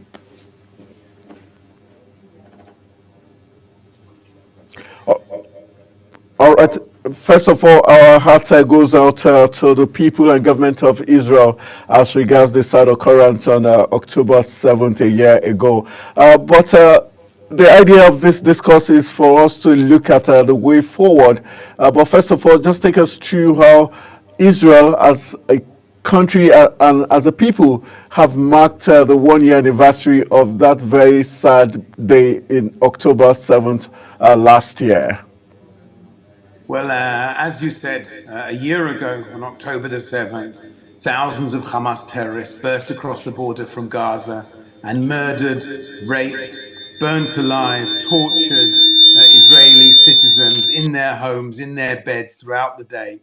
They murdered 1,200 innocent civilians, and they kidnapped over 250 of them into Gaza, and Hamas took them into their terror dungeons, into their tunnels under the ground, where they've been abusing and holding them since. A number of them have been released, but 100 are still being held by Hamas. And so Israelis marked this anniversary by remembering the evil that Hamas carried out, really some of the worst atrocities the world has ever seen. Children who were murdered in front of their parents, parents who were tortured and murdered in front of their children, people who were burnt alive, people who were raped, sexually abused. And so we've remembered all of these things. At the same time, also understanding that 100 of our citizens are still being held by Hamas, including children, grandparents, women, and others who are all being held. And so we made sure that we remembered them, and we are calling for their immediate release. Hamas must release the hostages immediately.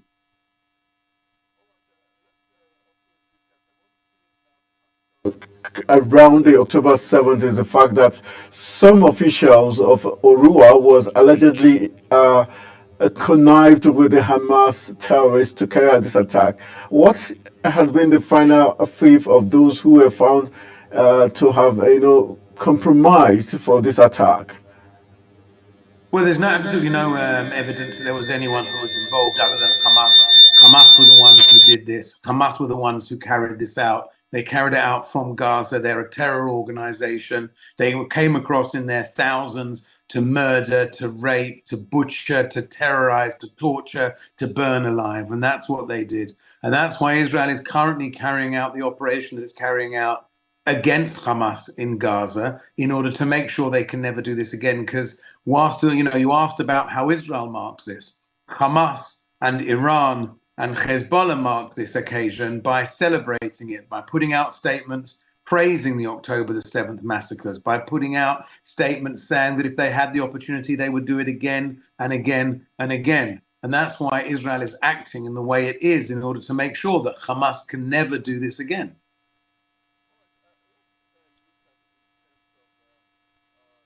The trauma for those families who had lost their loved ones. And also we know that Israel's defense forces is one of the best in the world. Are measures being taken to ensure that this does not reoccur? As in some quarters, it's a shock that Israel's security forces were taken unawares on that very fateful day. There's no question there were a number of errors that took place on that day.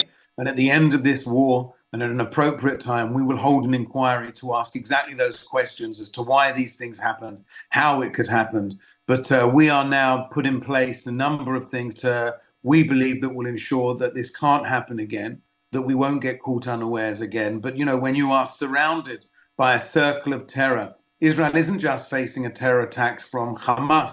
We've also, on October the 8th, Hezbollah joined the fight. Hezbollah joined by attacking Israel for no reason other than they want to destroy Israel. We saw the Houthis in Yemen join. We saw terrorists from Syria, terrorists from Iraq. We've seen the Iranians join in. We've seen Hamas from the West Bank operate.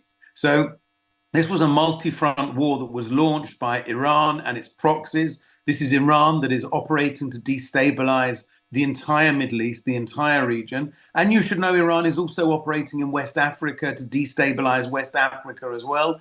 This is all got the footprints, the handprints of Iran. And so Israel is operating to make sure that this circle of terror that Iran has attempted to put around us won't be effective, and that we can carry on living in a free society as we want to do. But in terms of all that's happened and the retaliation by Israel.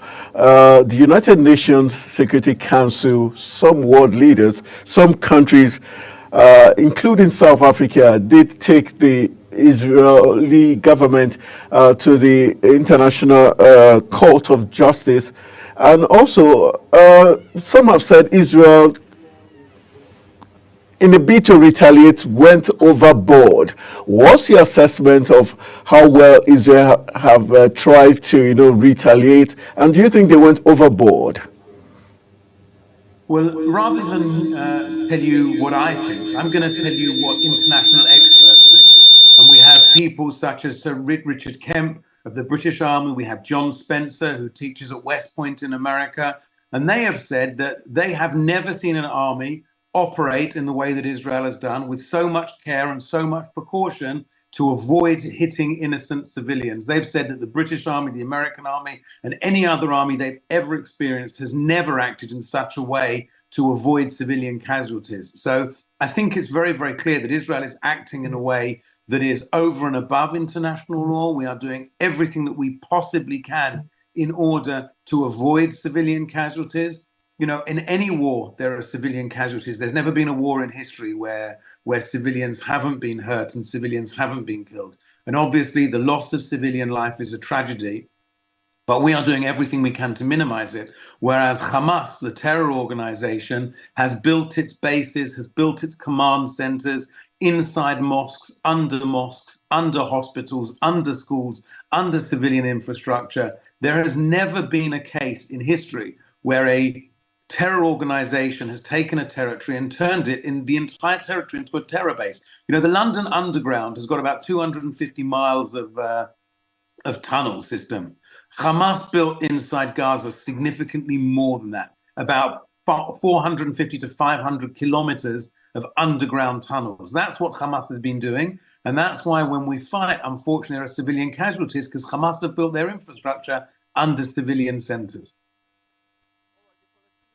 People and government keep saying they're not in support of the Hamas terrorist organization. They keep distancing themselves out on one hand, and on the flip side, say they completely understand the fact that the group is fighting for the liberation of the Palestinian people. Do you think the Palestinian population are caught in between? The Palestinian population is suffering from Hamas. Hamas are as evil to the Palestinian population as they are to us. Hamas are a terror organization who give no rights, they give no freedom, they give no opportunity to anybody. This is an organization that, and I remind you and all of your viewers, that in 2005, Israel left the Gaza Strip. So when the Hamas say they're fighting for the people of Palestine, I wonder exactly what it is they're fighting for, because we left in 2005. There's not been a single Israeli, not been a single person in there since 2005. And so Hamas could have built a beautiful country. They could have built a place like Dubai, like Singapore. And it was Hamas leaders who said we had the opportunity to build a place like Singapore, but we chose to build something different because we don't believe in that. We want to destroy Israel. And their entire raison d'etre, their very reason to exist, is to destroy Israel, to murder Israelis, and to kill Jews. That's what their very, very basic existence in their constitution says.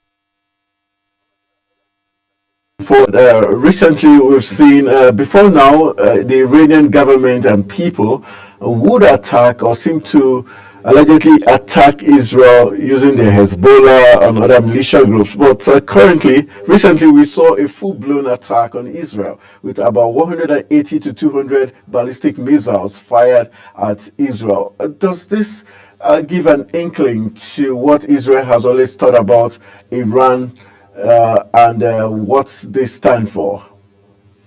Iran has never tried to hide who they are and what they are. Iran fired 180 ballistic missiles at Israel, the largest ballistic missile attack anywhere in the world in history.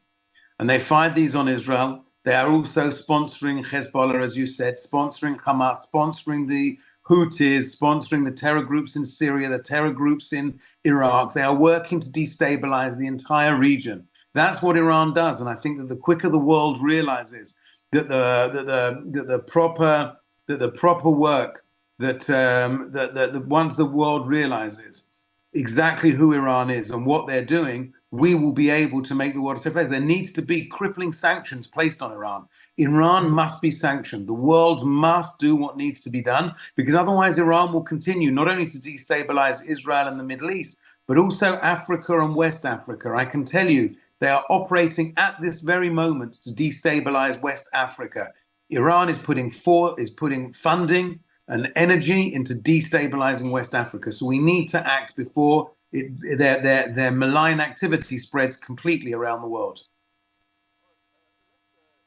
Still talking about Iran, after the firing of over 180 ballistic missiles into Israel, they did shut down their airspace for a while and reopened it, and also did Israel not to fire at any of their infrastructure, especially the oil blocks or the nuclear site.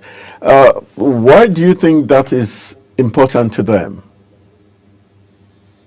Iran fired, as you said, 180 rockets at us. They fired on civilians, they fired on industrial areas, they fired on military areas. And then they said to us, and this was after the world said to Iran, do not do it.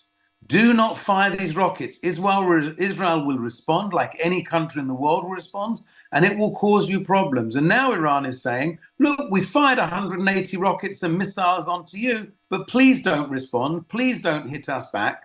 No country in the world would accept that. No country in the world would listen to that. Of course, Iran doesn't want us to respond, but we, as any independent country in the world would do, who had been fired 180 missiles. Imagine in Nigeria, if Niger fired 180 ballistic missiles into Nigeria.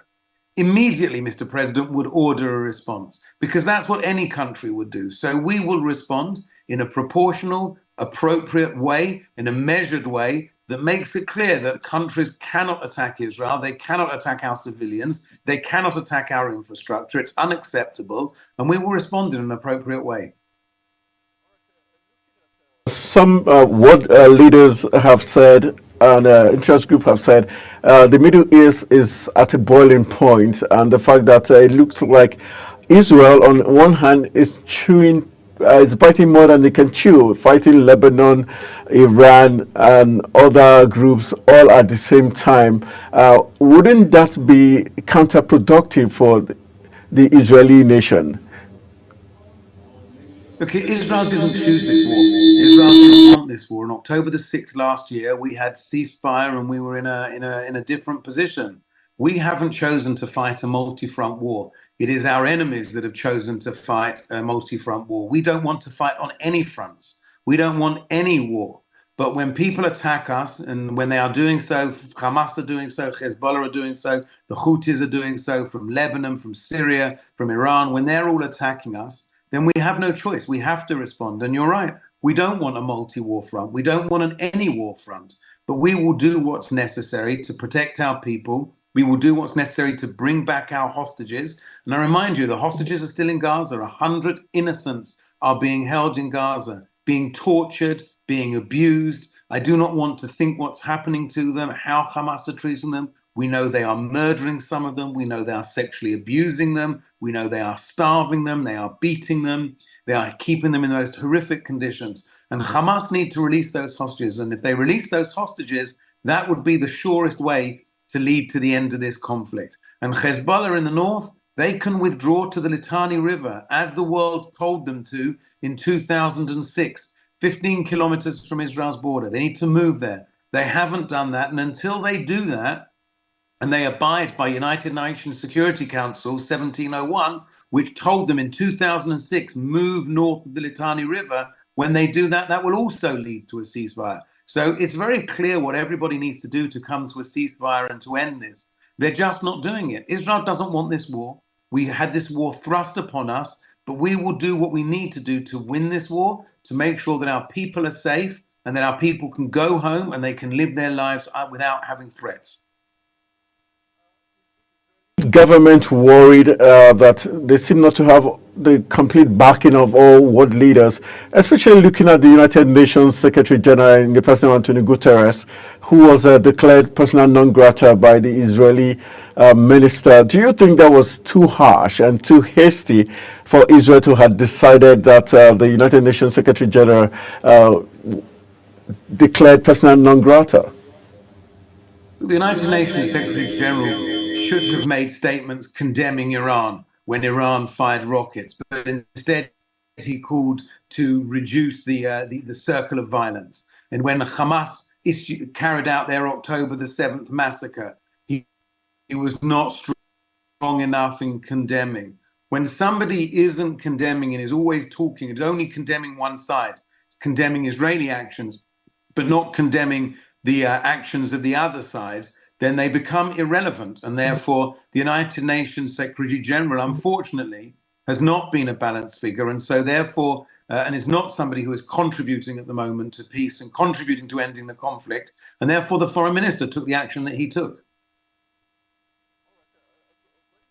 How do you think this is going to affect the United Nations Security Council and Antonio Guterres? Would Israel be pushing for his subtle removal?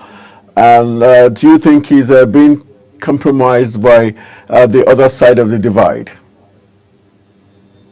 Look, I'm not going to comment on what's the reasoning behind the Secretary General's outbursts and his statements and his imbalance and the fact that he is not looking at this in an objective way. That's for other people to find out why that is and why he's come out with that. We've made the decision that we've made. At this point, we are focusing on bringing back our hostages, on returning the hostages, on defeating Hamas, defeating Hezbollah, and making sure that Iran doesn't continue its aggression in the Middle East, in the region, and in other parts of the world. And that's our focus at this point.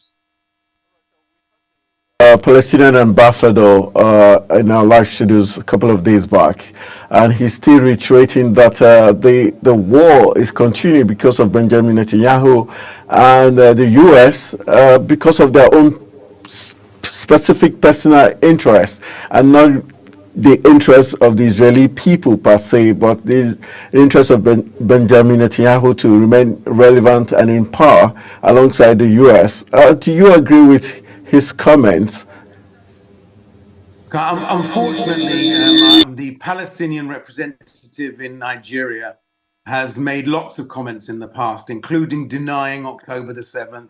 He denied the rape on October the 7th. He denied even that the terrorist attack took place on October the 7th. He has denied what everybody has seen with their own eyes. He is somebody who isn't a serious person when it comes to conversations around October the 7th.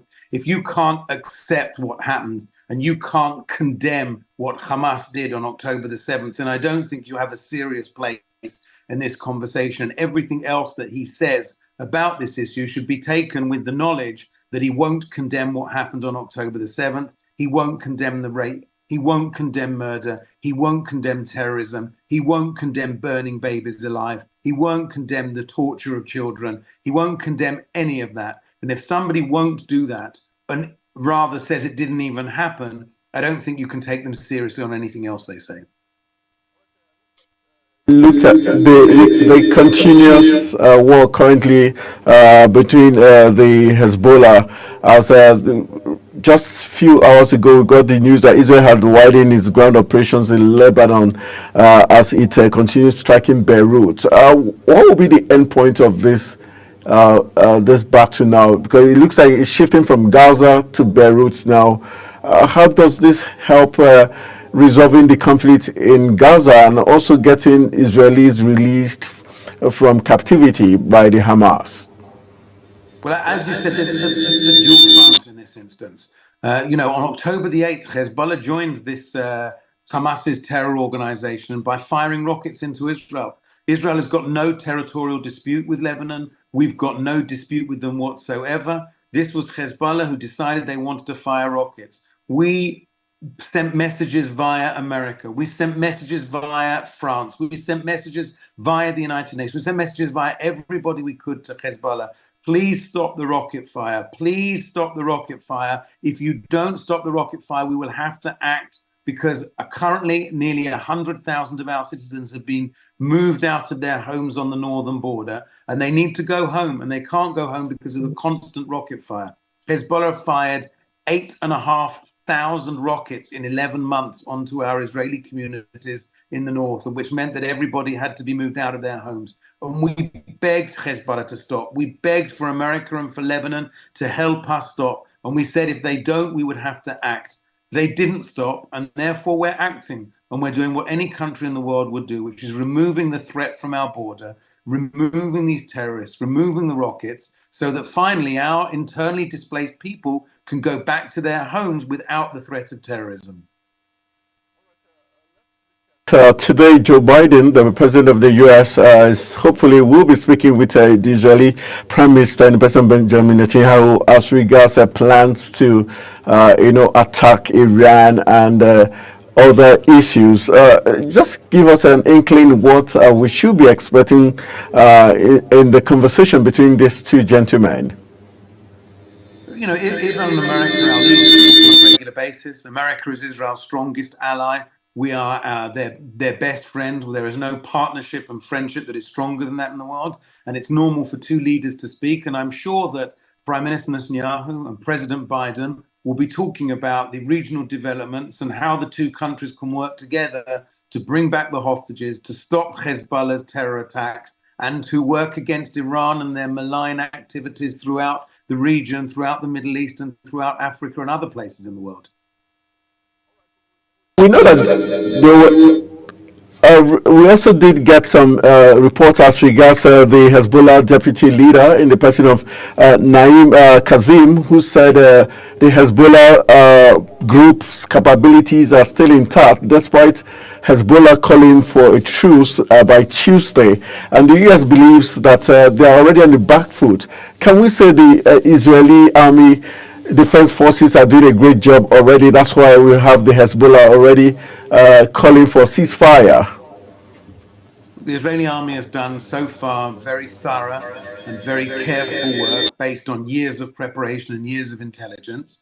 We hope that Hezbollah will agree to United Nations Resolution 1701, which calls for their disarmament and for them to be moved north of the Litani River. It's a resolution that was passed in 2006, and for almost 20 years they've done nothing and the world has not enforced it. So we hope that soon they will enforce that. If they enforce that, there will be a truce, there will be a ceasefire.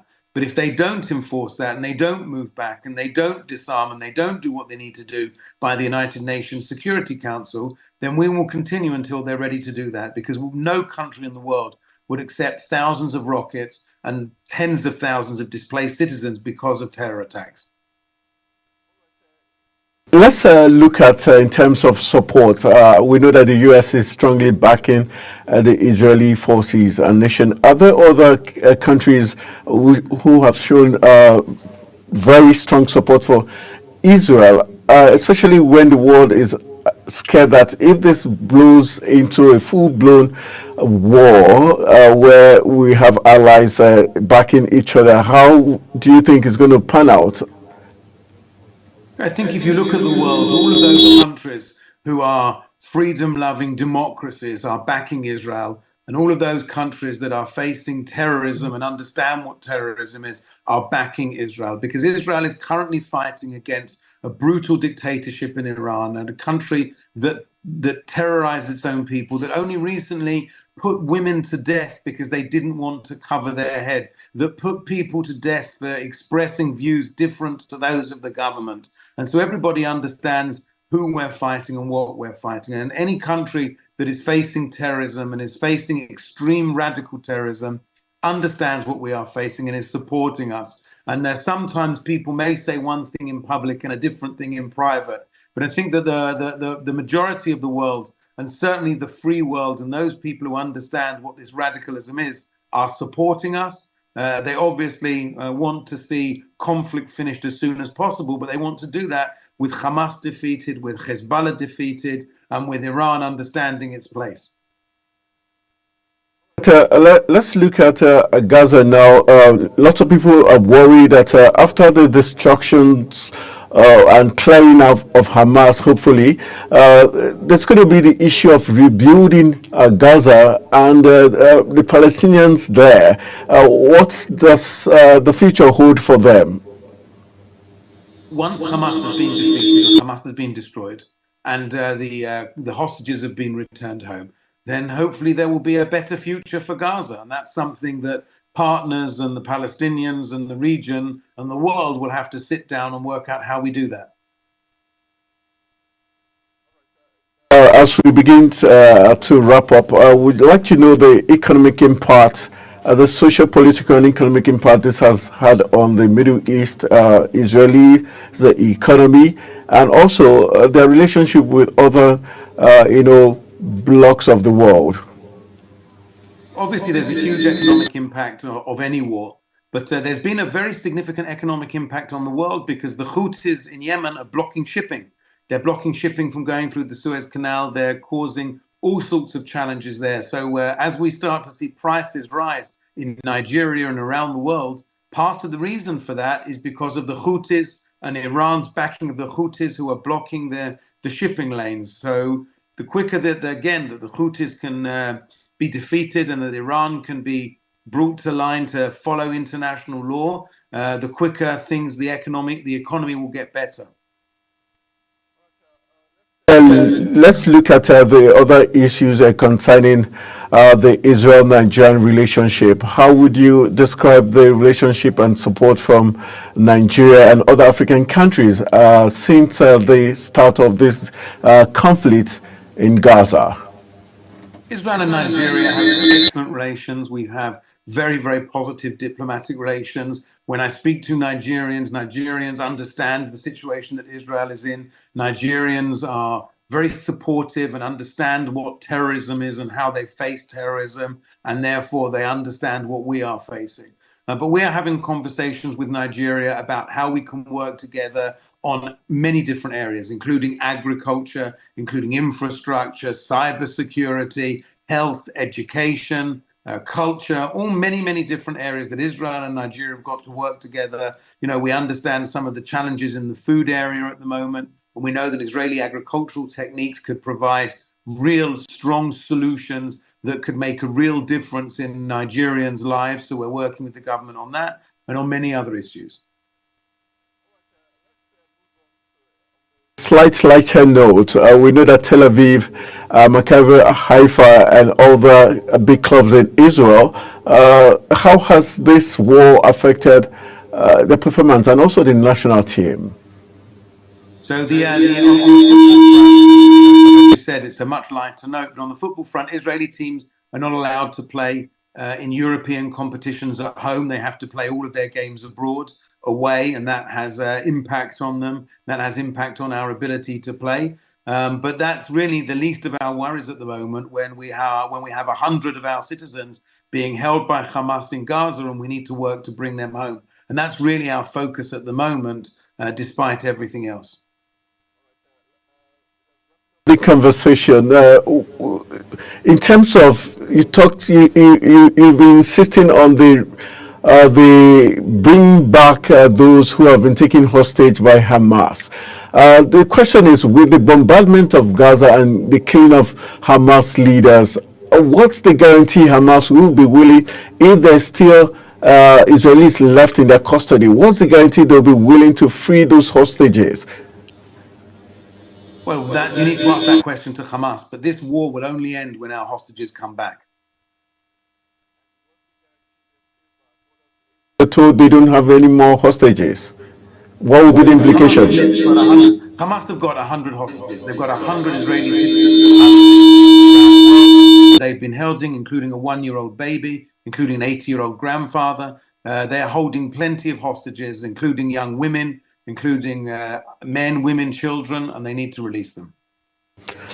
All right. On the final note, what will be your watchword to Lebanon and the Middle East countries, especially the Islamic countries around Israel? As regards, are you impressed that Saudi Arabia and some other strong nations there have not kind of spoken out to Iran as a way of quelling this crisis? We have strong relations in the region. We've seen the Abraham Accords that were signed 4 years ago that were an amazing opportunity and an amazing dynamic between Israel and the United Arab Emirates, Bahrain, Morocco. And we hope that the circle of peace will extend. You know, in our Declaration of Independence, one of the lines in there is that Israel's hand is outstretched in peace to all of our neighbors. And my vision and the vision of all Israelis is that one day we will be able to live in peace with all of our neighbors and build a better Middle East and a better future. In order to do that, we need to destroy the forces of extremism and radicalism. We need to destroy the forces of terror. And in doing so, I hope that we will be producing a better future for our children and for our grandchildren and for the region as a whole.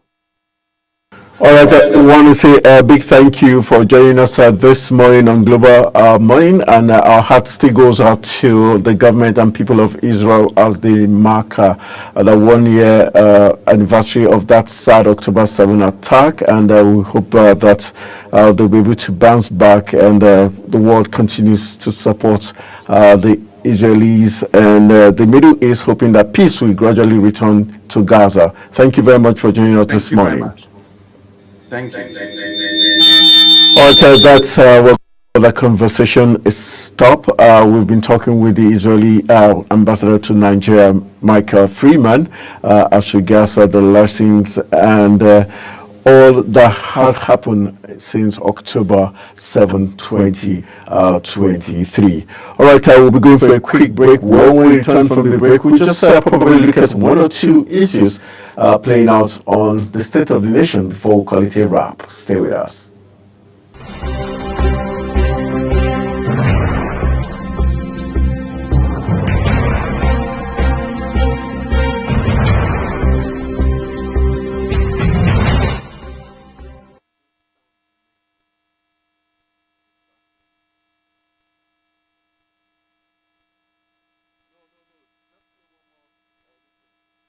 Global Morning is your ultimate destination for engaging political and economic matters. I am Uyi Agmofrebe. And don't forget to include social discussions. Tune in every weekdays from 7 a.m. to 10 a.m. I am Queen Agaba. For insightful breakfast ideas, business summaries, sports highlights, international and local news perspective, I am Anthony Momodu. Don't miss the in-depth analysis of current and political issues by the Global Morning team and experts. I am Jumai Manson. Catch Global Morning here on Global Television, getting on the action. I am Edikan Michael. We are the Global Morning team.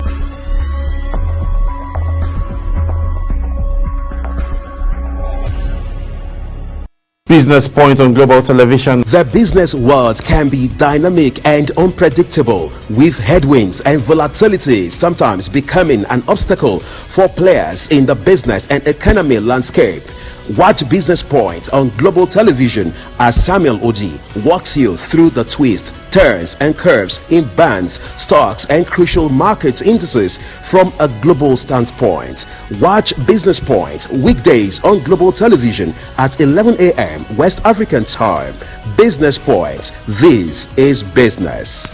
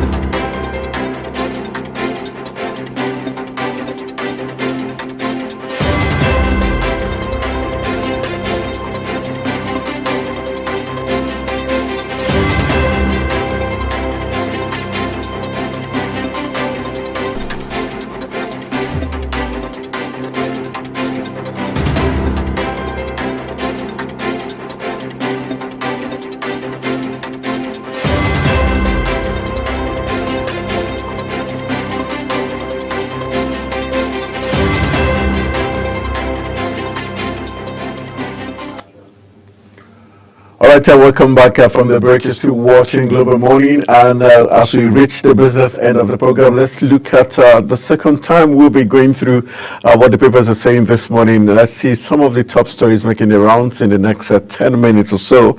Let's begin with the Punch newspaper and see the punchy headlines we've got in store. From the Punch newspaper comes the headline, violence is the kicker there. It says, Fubara others probe, Wiki alleges disobedience to court orders.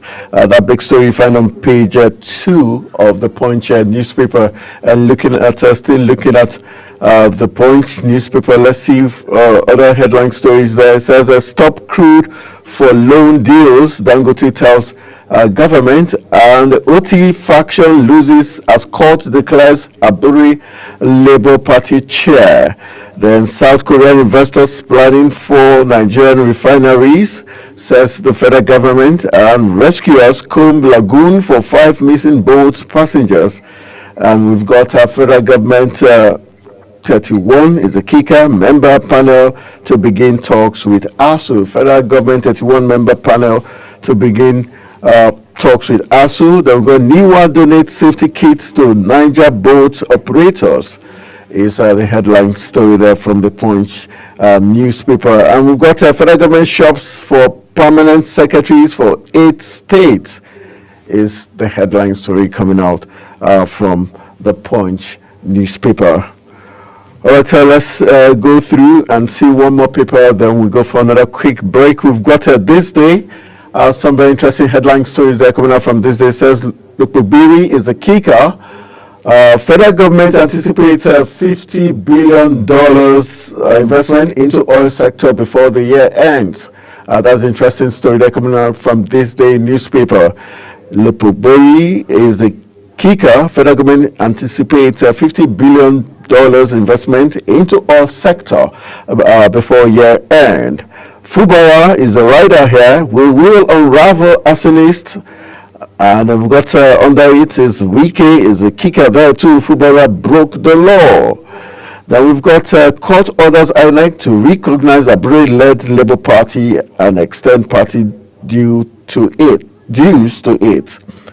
All right, those are some of the headlines, the big talking point on this day newspaper there. Let's go to the Vanguard.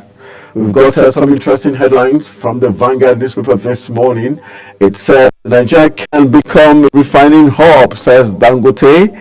And we've got arson is the rider. Oil output in rivers threatened. If that's I find out who's talking there, it's Fubara. And we've got 21 feared dead, 11 rescued as boat collide in Lagos.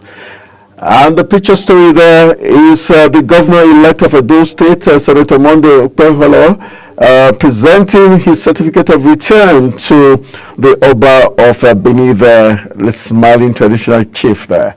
All right, let's look at other headlines. AFCON 2025 qualifier is the rider, Eguavon upbeat. Super Eagles will beat Libya is the talking point there. And we've got VIO restriction is the rider. Abuja court judgment not applicable in Lagos, says government. All right, those are some of the interesting headline stories there from the Vanguard. Let's quickly run out for a quick break. When we return from the break, Global Morning continues. Please stay with us.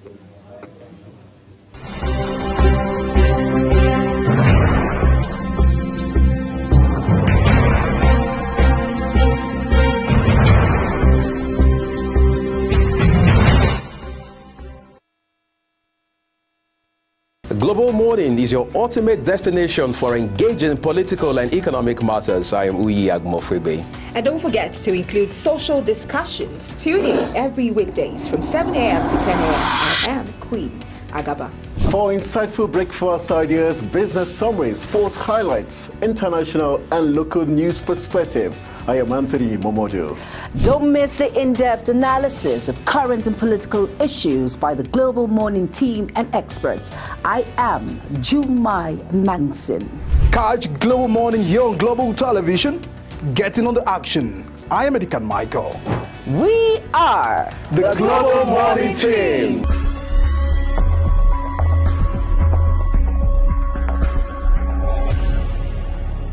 Business Point on Global Television. The business world can be dynamic and unpredictable, with headwinds and volatility sometimes becoming an obstacle for players in the business and economy landscape. Watch Business Point on Global Television as Samuel Oji walks you through the twists, turns and curves in bands, stocks and crucial market indices from a global standpoint. Watch Business Point weekdays on Global Television at 11 a.m. West African time.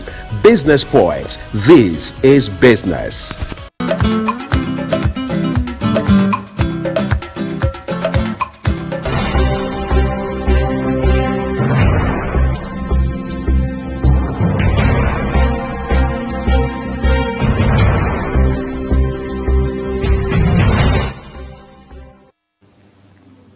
All right, welcome back. It's now time for us to call it a wrap on the program. I want to say a big thank you to all my guests that joined me, from Ben Shimang, who joined us via Zoom, from the African service of the Deutsche Welle, helping us in the paper review segment, to Model Jeffrey Abidoye, the global president of Rebuild Nigeria 360, as he spoke on the Labour Party and NMPP part ahead of the 2027 polls.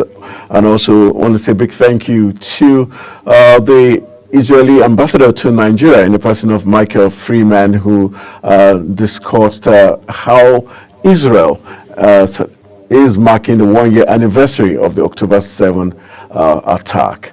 All right, my name is Anthony Momodu, saying thank you for being part of the show from 7 a.m. until this very moment. I want to wish you the most beautiful part of today, and enjoy the rest of your day. Good morning.